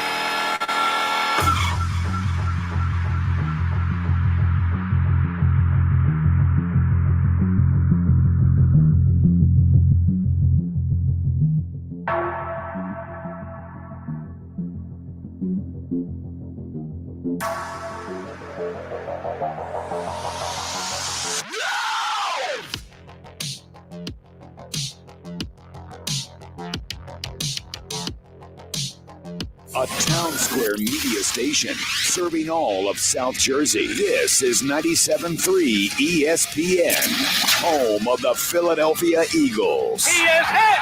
He stumbles! He's down! WENJ, WENJ HD Millville, Atlantic City. This is the Sports Bash with Mike Gill on 97.3 ESPN. Now, live inside the Matt Black Kia Studios, here's Mike Gill. All right, it's a happy hour Friday here on the Sports Bash Live on 97.3 ESPN. Oh, man, it is a perfect time to get into everything here. And, of course, on a happy hour Friday, the PT is in the house. Peter, how are you, pal? I'm euphoric. I get to go to a Phillies game tonight and ditch my mask. No mask for the PT. I saw that for the first time. Now, it's not a full capacity, right? That is correct. They went from 10,000 up to 16,000. So there's going to be slightly more people, but and then they even went so far as to say, like, if you prefer to still be in a pod, they'll make some pod seating available. But instead of it just being like the four of us and then nobody's near us, I think there'll be four of us and then like maybe a little space and another four. All right. I got an email earlier today kind of saying, hey, no more masks in the building. So that's a pretty interesting step for the city of Philadelphia, right? Which was kind of, very scaled back at first. And now they're just saying, come on in the ballpark, enjoy yourself. But it's good to see. That should be fun. Phillies, Red Sox. We'll get into that. But we got Sixers, Wizards, and we got the PGA, PT. So it's going to be this is like Father's Day weekend, it feels like, or one of those, when like Father's Day, Mother's Day, you have like the big golf events and like this, there's so much going on. It feels like there should be some sort of like Mother's Day, Father's Day, Brother's Day, something should be on Sunday, right? Yeah, something should be on Sunday. I mean, look, Father's Day is traditionally the end of the U.S. Open, but yeah, the PGA Championship is fun, and Phil Mickelson's on a little bit of a run as we talk, and things are going good here. I mean, it's all coming up roses. Beautiful day. We're almost to June. We know that they got the Wizards now, is who the Sixers have. There's a lot of good things going into this weekend. I can't wait for Sunday. Yeah, all right. Let's get into this Sixers-Wizards thing because now that we know, we saw the Wizards last night, and like I would say, okay, of the four teams, where do the Sixers rank on your list? Well, now that it's the playoffs, you mean in general or yeah, currently? You are okay. Let me guess the PT here. Okay, sure, fine. I would say PT is Flyers 1, Sixers 2. No, Flyers 1, Eagles 2, Phillies 3, Sixers 4. That would be your four majors. Right. Eagles are always number one for me now. It used to be for a long, long time, but the Eagles have supplanted the Flyers as my number one. So, yeah, Eagles 1, Flyers 2, Sixers 3, Phillies 4. But then all it takes is when you get to the traditional summer and everybody else is off, then the Phillies are the only game in town and you're totally into it. Except for when they're like 2 a day. Right. Well, no, I'm not talking about you get to pick and choose because it's this time of the year. I'm just saying, like, in the order that you would like to see a championship. So you're saying Eagles Super Bowl is number 1, Lord Stanley would be number 2. So you're saying the Sixers are number 3 and the Phillies are number 4? Sorry, now that you mentioned the trophy, then I'm going right back into it. I thought you were talking about watching. No, it's championship. I want the Flyers to win. It's been too long. I was 3. I was 4. Come on. 4. That's how many speed bumps it takes to get to PT's house. That is correct. It's Happy Hour Friday. I feel like I should have a cold one for this conversation. All right, so the Sixers are playing the Wizards. They scored 144 points last night. Do you watch that game and have concern against the 8 seed? Right. Well, first of all, if they did score 144 points, that would be a gross. I'd just like to acknowledge my father that 144 is a gross, right? It's just, to me, I can't believe that Russell Westbrook and Bradley Beal can go off like that. Defense wins championships. They have Ben Simmons. They have Joel Embiid. Hopefully the Sixers defense is able to not have some embarrassing output like that. But, and I would have liked to have, I would have liked to have seen the Pacers, believe it or not, instead of the Wizards. But I think the Wizards can give them some problems. And I'm a little concerned, but we'll see how it goes. Now, do you look at this? You said I'm a little concerned. Do you, like we were talking to Hudrick back at, the 3 o'clock hour. man, which almost seems like it was yesterday, but I digress. We were talking to him about the fact that this team is 34-38. At one 17-31. They went 17-6 down the stretch. So Russell Westbrook said last night to Charles Barkley, he was like, hey, we had COVID, we had injuries. So if they're healthy all season long, I was asking him, are they an 8 seed or are they more like a 4 or 5 seed? So you say a little concern. Is there any fear that they could series? I mean, my fear comes if they get hot from beyond the arc. That's the big thing. When they made 50% of their 3-pointers on Thursday when they were 14 for 28, and they would have broken that record. They would have hit that 144 mark. And so that to me, the thing is what style are the Wizards going to come out in? Are they going to come out in the traditional NBA style of bombs away and bomb the threes, or are they going to try to do what they've done when they've been successful, which is trying to get points in the paint? I mean, now Washington that would be try to not go a down traditional low. style. That would be the traditional style of today's game, but not a traditional style in the sense that of tradition. Yes, I mean, yeah, that's true, and we both know that in the NBA, the playoffs are half-court games, and it comes down to that instead of run and gun. But I mean, really, I think what you're asking too is who's going to match up against Joel Embiid. And those nominations came out last night, and Doc Rivers might have gotten overlooked, but it was nice to see that Joel Embiid is named as a candidate for the MVP, and that Simmons is a candidate for the Defensive Player of the Year. Yeah, and neither one will win. I'm with Pete, Derek Barnett Thompson here on the Boardwalk Honda Hotline. I enjoyed the guy on Twitter. Yeah, I enjoyed looking through my Twitter feed last night, and somebody's still just giving it to the PT about Derek Barnett, and the PT had to get in there to defend himself. I did. I wrote back that it was a brain fart. You never had a brain fart before? You never said something stupid in your life? Come on now. It just happened that mine was on the air. Yeah, I heard you. I hear you. All right, Phillies and Red Sox tonight. You're going to be at the game, Peter. Phillies, look, this team to me, it appears to be a team that is about as 500 as you get. And you almost marvel at the fact that they're 500 as bad defensively as they. I mean, look, I tried to defend Bohm. I thought he got better at third at the end of last year. He's been bad recently at third base to the point where you got to almost think about moving him. They can't catch the ball. They got into a fight about it last weekend because Segura couldn't catch it, and then Girardi spilled over. This week, we haven't seen that. Now they're not hitting. They got shut out last night. I mean, this team, I feel like this is going to be a long summer of just mediocrity. It does feel that way, and yet mediocrity is still keeping them near the top of the division or in the race right now. Until somebody in the NL East takes that ball and literally runs with it, they're in it. And you can't drop 2 or 3 to your division rival, the Marlins. They've scored 1 run in their last 18 innings. That Marlins team owns it's so sad that the Marlins are on your schedule. That should be all right, 2 or 3 every single time. And they haven't been able to do that in 10 years. It's sad. Yeah, I just don't understand how, and when would you think that we're in late May, almost getting close to Memorial Day, that Atlanta and Washington would be the 2 cellar dwellers in the division right now? Now, Atlanta's only a game behind the Marlins, or a half a game behind the Marlins, but still, the Mets, the freaking Mets, are leading the NL East as I look at the standings, and the 500 Phillies are a game and a half back. It's the Nationals that are 4.5 back and buried near the bottom. We talked about this before, how the whole division's lurking around 500, but I mean, that's the thing, you can't strike out 15 times. They scored 1 run in the last 18 innings. They struck out 15 times. You know what, though, Pete? Those 22 and 22.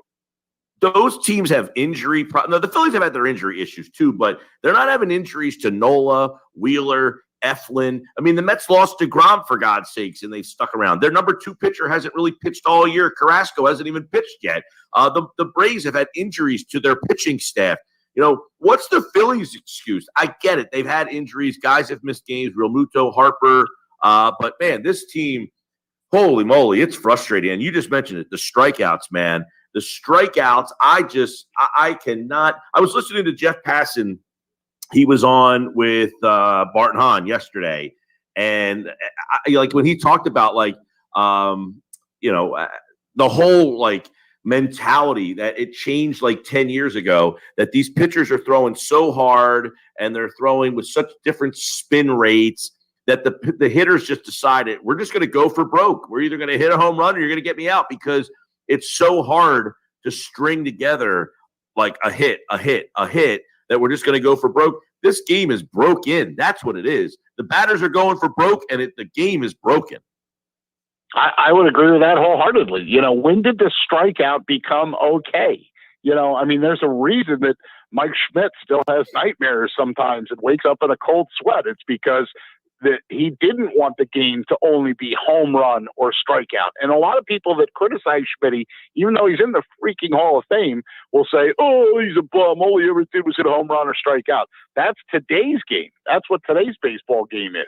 You either go up and jack one over the fence or, so big deal, I struck out. But it bothered Mike Schmidt when he'd go 0 for 4. It doesn't seem to bother the modern day player as much because, like you said, they feel like, oh, well, the guy got the best of you. Oh, well, it should piss you off. Well, the hitters have essentially acquiesced to the pitchers. You guys got the better of us. They talk about these pitchers that are built in labs, they got the spin rates and they're, hey, okay. The hitters eventually said, you have outfoxed us.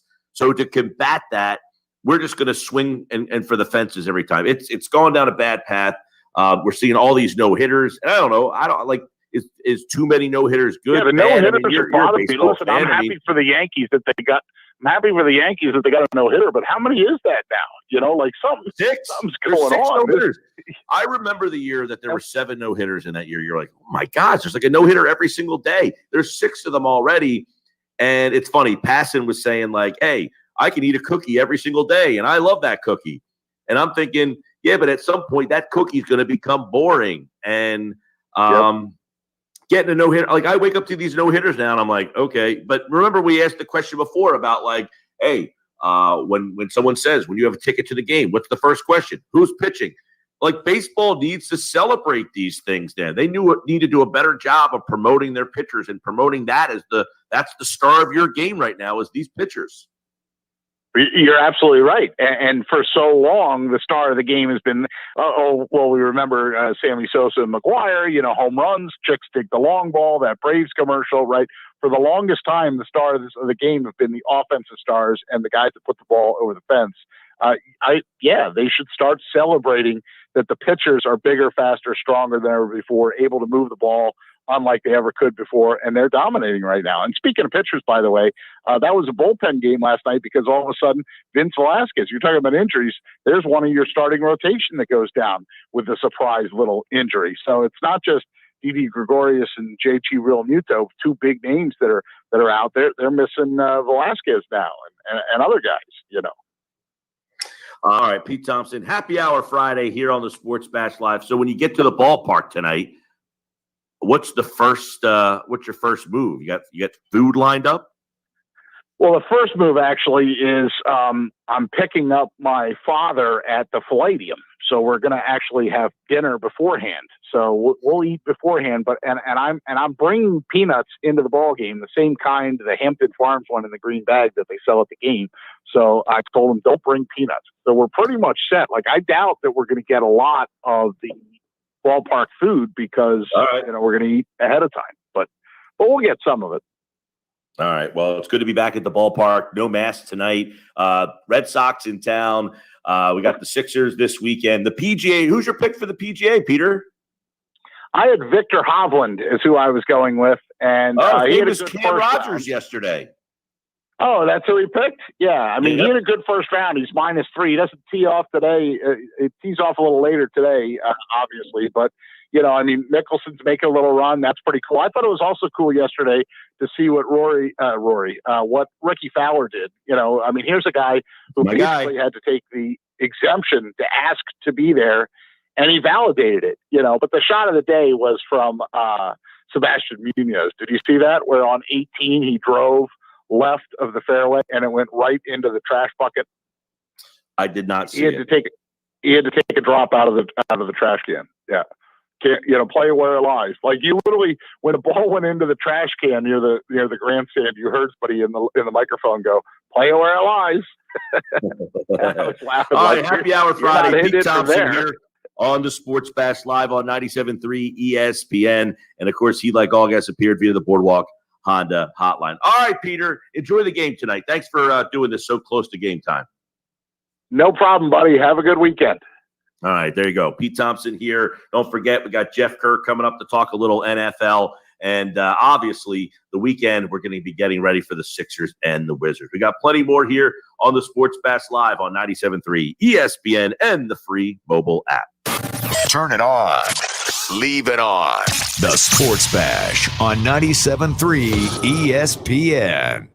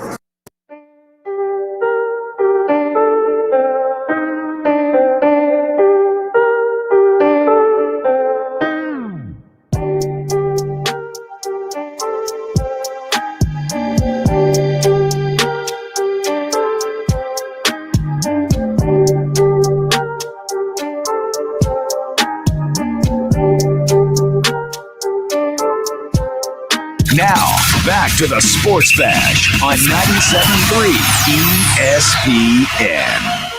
All right, happy hour Friday. Thanks to Pete Thompson jumping on board here on the Sports Bash. He's heading to the Phillies game. We're heading to talk a little football. Jeff Kerr from CBS Sports, of course, joins us Mondays, Wednesdays, and Fridays. And, man, you wrote a great piece over at CBS Sports this today, Jeff.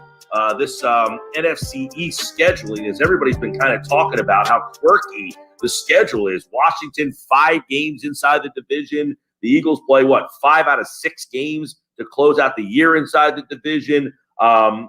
So what did you find out about why the NFL set up the majority of NFC East games in the months of November and December? What was the thinking there? Well, Mike, it was pretty interesting. I figured it was just TV markets because, the NFC East does have 4 of the top 9 TV markets, 3 of the top 5, Dallas, Philadelphia, and New York. But it was more than that. They feel the NFC East is going to come down to the wire just like it has the last 3 years and the majority of the last decade. And they said they looked at the competitive factor in the division. So they clearly think that Washington, New York, Dallas, and Philadelphia are going to be in it at the end of the year, which makes a lot of sense. I don't like how there's that many division games that late in the season, but I understand the premise of it. If you put the Cowboys against the Eagles, you put the Giants against the Cowboys, you put Washington against the Giants, Washington against Dallas, etc., you're going to have a close division finish. And I think that's just what this league is banking on. The NFC East is not a good division. They are getting better, but at the same time, we saw last year, they canceled each other out by playing those division games late in the year, and everybody was neck and neck going into the last 2 weeks of the season. Now, Jeff, they said, and this is quoted in your article over at CBS Sports, at Jeff Kerr CBS, we generally like to see division games at the end of the season. We think the NFC East is going to be really competitive this season, so we're excited to see how it shakes out this year.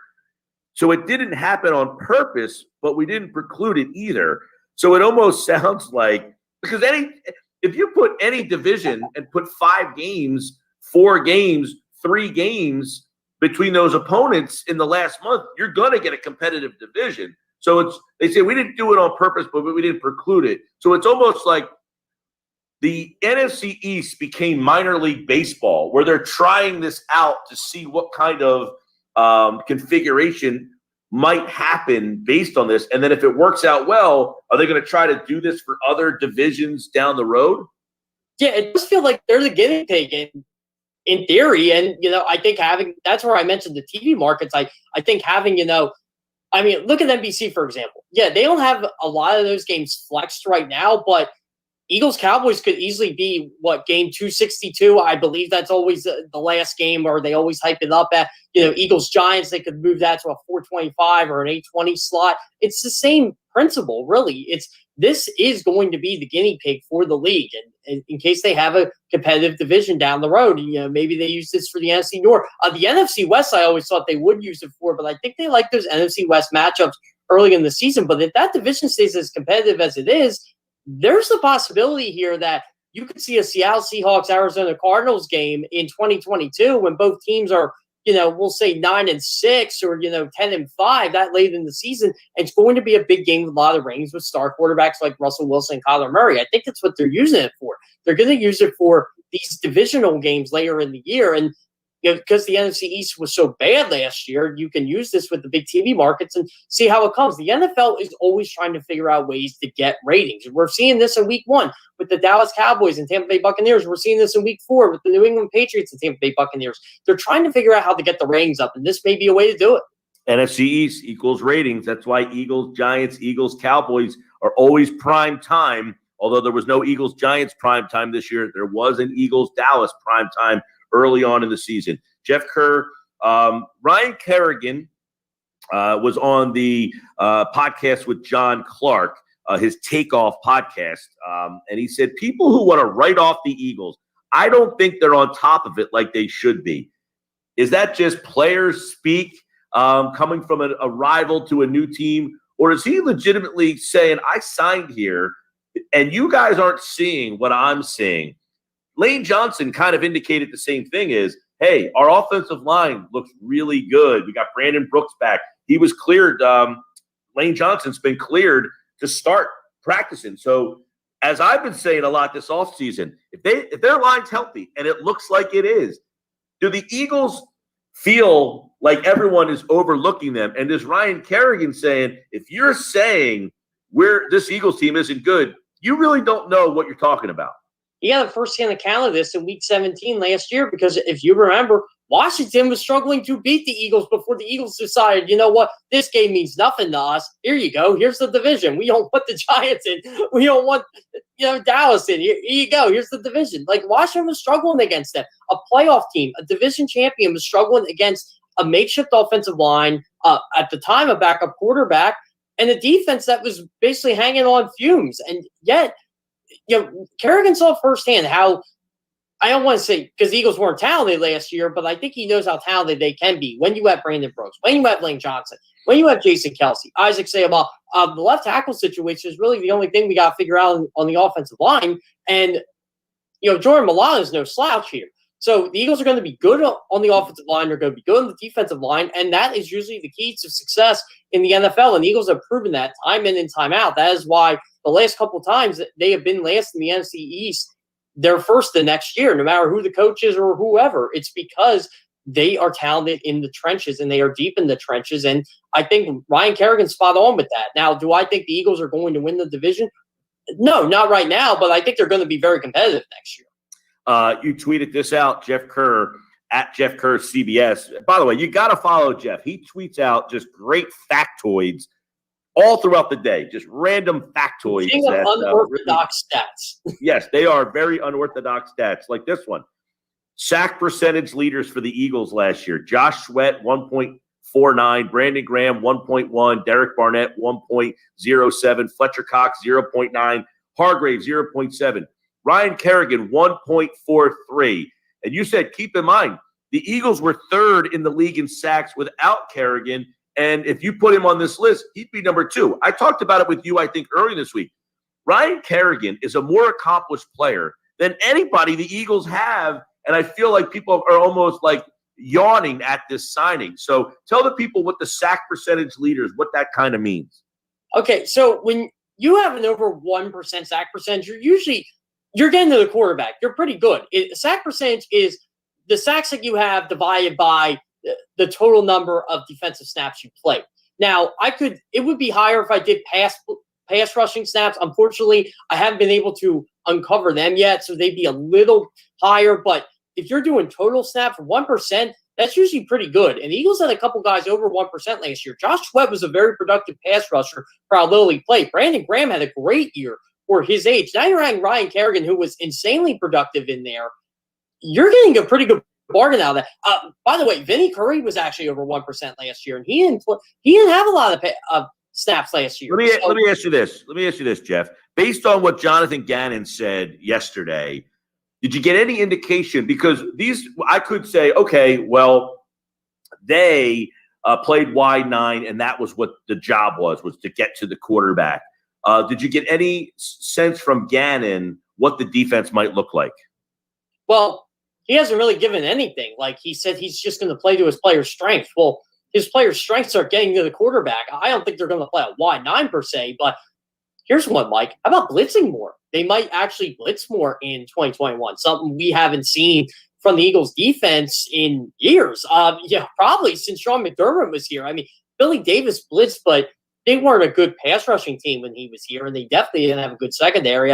Schwartz is a very good defense. They also ran a 3-4 under Billy Davis. Yeah, exactly. And Schwartz only rushed 4. Like, he did not like to rush 5. I think we could see the days come back where they rush 5 to cover up maybe some holes in the secondary here. And, the Eagles got more than 5 guys that can rush the quarterback. They got 6, honestly. Like, Hassan Ridgeway can do it if they need be. He's not going to be on the field when they do that. But, the potential is there. And I think that's going to be awesome what Jonathan Gannon is doing. He's going to play to their strengths on the defensive line. He's going to play to their strengths through an entire defense. And I've heard a lot of people say this, and I've had people tell me this too.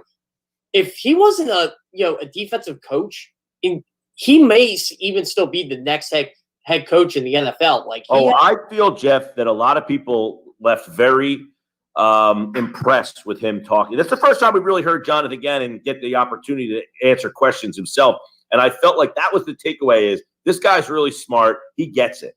Yeah, he does get it. Like, I think he understands. And you know what? Honestly, Mike, I will say this. If Jonathan Gann can get this defense back to a top 5, top 10 unit, they will compete for the NFC East title. There's no doubt about that. No matter how well Jalen Hurts plays, they will compete for the division title. Jeff, I feel it's funny you say that because I feel that it's like malpractice right now because I think, again, we've chronicled this a lot. I don't think we can hammer it home enough. If their offensive line is healthy, they will be a fine offense. I'm not saying they're going to be the greatest show on turf, but they will be an offense that can compete. But it's malpractice to not shore up this secondary right now. They have to address this. They have to do something. Like, sign Steven Nelson, do something here. Like, Josiah Scott's just not going to move the needle. And look, Darius Slay's still a good player. I actually think Darius Slay's going to have a huge year under this coordinator. I will say that. But the thing is, he needs help. They need someone there to help this guy. And I honestly don't know what the answer is. Like, it is funny, like, people are trying to connect the dots here with Steven Nelson. Oh, he follows the Eagles, or he liked this post by the Eagles. Well, he follows the Dolphins, too. So I don't want to get too much into that. But it does seem like Steven Nelson is at least getting interest from the Eagles. It feels like Nelson is just waiting until after, the all-season minicamps are over to finally make a decision. He doesn't have to sign with anybody now. And if the Eagles get him, find number 2 cornerback. But I don't know. I just feel like there are other options available in case the Eagles don't go the free agent route. I'm waiting to see. And by the way, if anybody's going to do it, it's Howie Roseman. So I don't have I'm not skeptical that they won't get it done because of Roseman. I know everybody likes to bang on him but if there's something that I think is going to happen is he's not going to go into the season with what they have right now. He's smart enough to know that this is inadequate. And I think, Jeff, listening to Kerrigan, listening to Lane Johnson, and Sal Powell said it on our show like 2 weeks ago.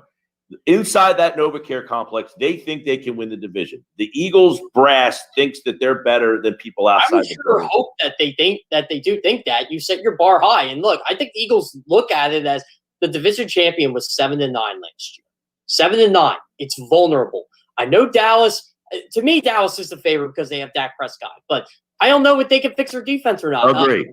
We have the same optimism in Jonathan Gannon that Dallas has in Dan Quinn. And Dallas has a right to be optimistic there. But they're just like the Eagles. They didn't do enough to fix up their defense. Micah Parsons is going to cover a lot of the holes. They still have problems in their secondary, just like Philadelphia.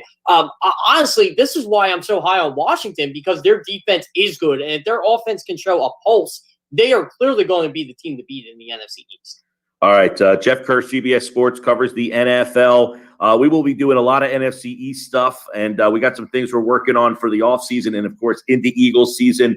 The Eagles continuing Jonathan Gannon yesterday. For coverage of the Eagles, go to our website, 973ESPN.com, and read Jeff's piece on the NFC East scheduling, and his questions for the NFC West is also posted. So check that out at Jeff Kerr, CBS on Twitter. And Jeff Kerr, like August, appeared via the Boardwalk Honda hotline. I feel like we could talk football for like 4 hours. I could try it one day. I could talk football for 4 hours. You ever want me on for 4 hours, Mike? We'll talk football. We'll go off on the tangent. We'll go off on stats. I'll even mix in why Joel Embiid should be the MVP of the NBA if you really wanted to do it. All right. Well, if he doesn't get named it, I want you to come up with all the reasons why he should have been named it. You know what? If on spare time, I'm off this weekend, I probably will do that just to argue with people. All right, Jeff. Well, have a good weekend, man. Yes, sounds great. Thanks for having me on, Mike. See you Monday. All right, Jeff Kerr, like August, appeared via the Boardwalk Honda hotline, and we appreciate him jumping on board. All right, Josh will close out the show with the sound of the day and some thoughts on today's show, the Sixers and the Wizards. And, of course, we got all that coming up, and we got the play-in game tonight. Warriors and Grizzlies on 97.3 ESPN. Hey, everybody, it's Billy Schwein from the locker room. The Sixers start their playoff run this weekend as they take on the Wizards Sunday. We will get you pumped up for the series. Saturday, we'll talk with former president of the 76ers, Pat Croce, who has teamed up with the American Cancer Society to beat this dreaded disease. Plus, walk down memory lane with Pat about his career. Sunday, we'll continue to hype the Sixers and talk Phillies baseball with former Phillies second baseman Mickey Morandini. All the action starts every Saturday and Sunday from 10 a.m. to noon on 97.3 ESPN. Mega Millions is giving you 515 million reasons to take a chance. That's a whole lot of millions. In Jersey, one mega chance could be all it takes. So take a chance on Mega Millions because anything can happen in Jersey. You asked for it. You got it. Fast track checkout at either Matt Blatt Kia location. Buy it your way. Complete your purchase online or have us deliver it. Purchase any new or pre-owned vehicle from Matt Blatt Kia in Egg Harbor Township or Toms River with zero money down and 0% APR financing for 60 months on every 2021 Kia Soul, Sportage, or Forte. Plus, we need your trade, even if you owe thousands more than it's worth. So get out of that old car you hate with zero down payment and 0% APR financing available for up to 60 months. Try Fast Track Checkout. Purchase completely online and have us deliver right to your home or office. Only at Matt Blatt Kia, where you can't make a mistake with our 4-day love it or leave it return policy. It's gotta be a Matt Blatt Kia. Offers with approved Tier 1 or 2 credit through Kia Motors Finance. Not all will qualify. 0% based on 1667 per 1,000 borrowed. Negative equity financed into new loan. Go to mattblattkianj.com for complete details. Expires 5/31/2021. Matt Blatt Kia, 6211 Black Horse Pike, Egg Harbor Township, and now on Route 37 in Toms River. Warm weekends are back, and the Home Depot is here to help make the most of your outdoor projects with #1 rated Olympic Elite Stain. Enhance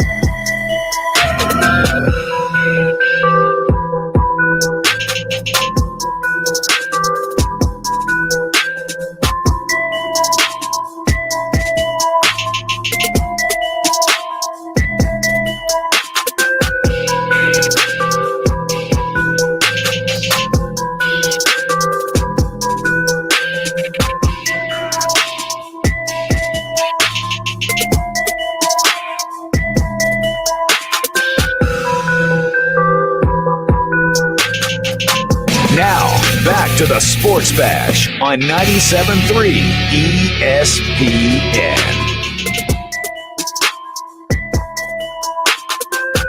Final segment of the Sports Bash here. Josh Hennig hanging out with you.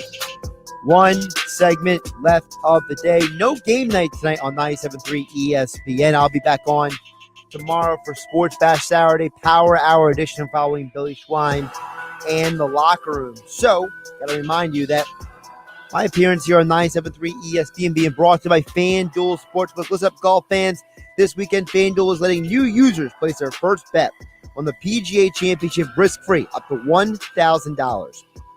Just place your first bet using promo code Hennig, and FanDuel will refund you up to $1,000 back in site credit if your PGA bet doesn't win.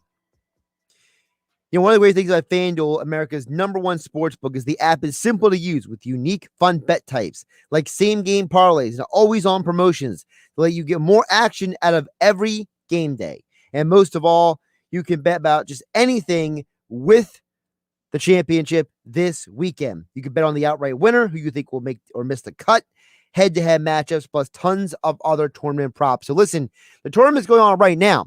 But maybe tonight and tomorrow morning, now that you've seen 2 rounds, you want to be like, hey, I want to get on the action. I want to do a little something with the golf this weekend. So download the FanDuel Sportsbook app today. Sign up with my promo code Hennig for your first bet risk-free. Again, that's promo code Hennig on FanDuel Sportsbook.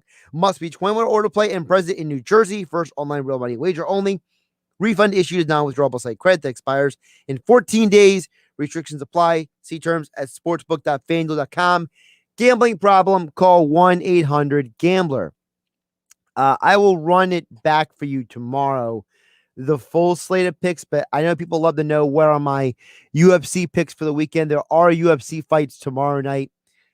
It is an interesting one between Cody Garbrandt, the former champion, at 135 versus up-and-coming contender Rob Font. And the co-main event is Carla Esparza versus Yan Xiaonan. My thing I'm going with is I gave you guys a couple winners for the last UFC pay-per-view. I'm going to try to get you another winner here. So Garbrandt and Font are 2 guys who finish a lot of people. Garbrandt has either won or lost by TKO each of the last 4 years. Years. Not like, 4 fights the last year. No. He has not had a decision in 5 years in a fight. So I'm definitely going with not going a distance. By the way, Rob Font, 12 of his 18 MMA wins are by either knockout or submission. So I'm going that fight not to go the distance. Now, I am also going with Carla Esparza in a parlay with that won't go the distance. Plus 102 for Carla. You combine that with not going a distance. The money line for Carla Esparza, the former champion, at 115. With Garbrandt Font not to go the distance, you get plus 167 odds. And I'm going with Carla because I still believe that she has a lot of fight left in her. I have trouble believing that a fighter who is as talented as she is just all of a sudden forgot how to fight. And you don't become a champion in the UFC after being a champion in another organization as well by accident. She's on a 4-fight win streak. And you could argue that she would have won 5 of her last 6 fights if it wasn't for a split decision that didn't go her way. Meanwhile, her opponent, Yan Xiaonan, she's won a bunch of fights in a row. She's had a crazy winning streak in the UFC here. She's won 6 in a row, but they're all by decision. So you have 2 fighters who keep going to decision. They're not finishing people. They're not beating people down. They're just getting decision after decision after decision. And in that scenario, I have to favor the more veteran fighter, the fighter who has been fighting at the championship level in Carla Esparza. Again, nothing against Yan Xiaonan, but she's fought a lot of really good fighters, but she hasn't exactly dominated them. She didn't dominate Claudia Gadelha. She didn't dominate Karolina Kowalski. She didn't dominate Angela Hill. She's a very good fighter. She's just not a great fighter. And I see one fighter who has 14 fights, and I see another one that's got 23 fights.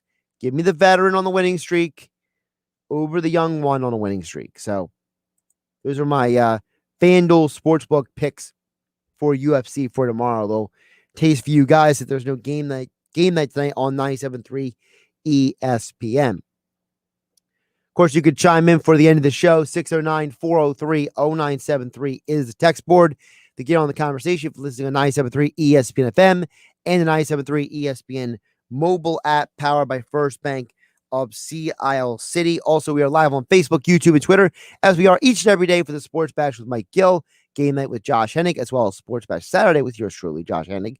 And, of course, Billy Schwein in the locker room tomorrow at 10 a.m. By the way, Billy Schwein's got Pat Croce on the show tomorrow, so that's a pretty cool segment going to be on tomorrow's locker room with Billy Schwein. So make sure you tune in for that. I know he's got Mickey Morandini on Sunday. So a busy weekend for the Schweimer here on 97.3 ESPN. All right. A couple of things I want to hit on before we get out of here. I want to run it back for you. The news we talked about an hour and a half ago. And that is an hour and a half ago, the news came down. The Eagles had a special guest at practice. Maybe not a guest, but a surprise at practice. And that would be, we got to see Brandon Brooks at practice today. Now, remember, these are not full contact drills. These are off-season training activities, no 11-on-11 drills, no hitting each other, no full contact, but it is still a major positive to see Brandon Brooks back on the field. And this gets back to the conversation that, Mike Gill and Jeff Kerr were having just the last segment here on the Sports Bash on 97.3 ESPN. And that is, you have to believe that when you think about the Eagles coming into this season, I think that we keep forgetting that they were 4-11-1 for two specific reasons last year. A ton of injuries and Carson Wentz's poor play. If you take those two things out of the equation, how much better are they? Seriously, if the Eagles would have had not all the injuries they had on the offensive line, Brooks, Lane Johnson, you had Jason Peters try to play left tackle and right guard, and he get booted. You basically only had one starter for the entire year, and that was Jason Kelce. So if you only have one starter the entire year, and if you think about what would have happened if Carson Wentz didn't single-handedly lose 3 games, what are the Eagles last year? Are they division champs? And if they are, what does that mean coming into this year? The NFC East is going to be way more competitive than it was last year. It's going to be a better division because, one, the odds are you're not going to have that many injuries again. It's just mathematically impossible to have that many injuries back-to-back years. Number 2, when I look at the Eagles, I see a team that's got some interesting talent. You have wide receivers with talent. You have a quarterback who has potential, a healthy offensive line. You signed Ryan Kerrigan to improve a pass rush that was already 3rd in the NFL last year in sacks. All you really need to do is address the other cornerback position, and you have a potential team that could really make some noise in the NFC East. And I think that's the interesting thing about the Eagles' schedule. Once they get past weeks 2 through 6, the rest of the schedule is fairly winnable. Adam Kaplan said here on 97.3 ESP a couple weeks ago, this is an 8-win schedule. There are 8 potential wins on this schedule. So if you're the Eagles, how many games do you really need to win the division? 9, 10?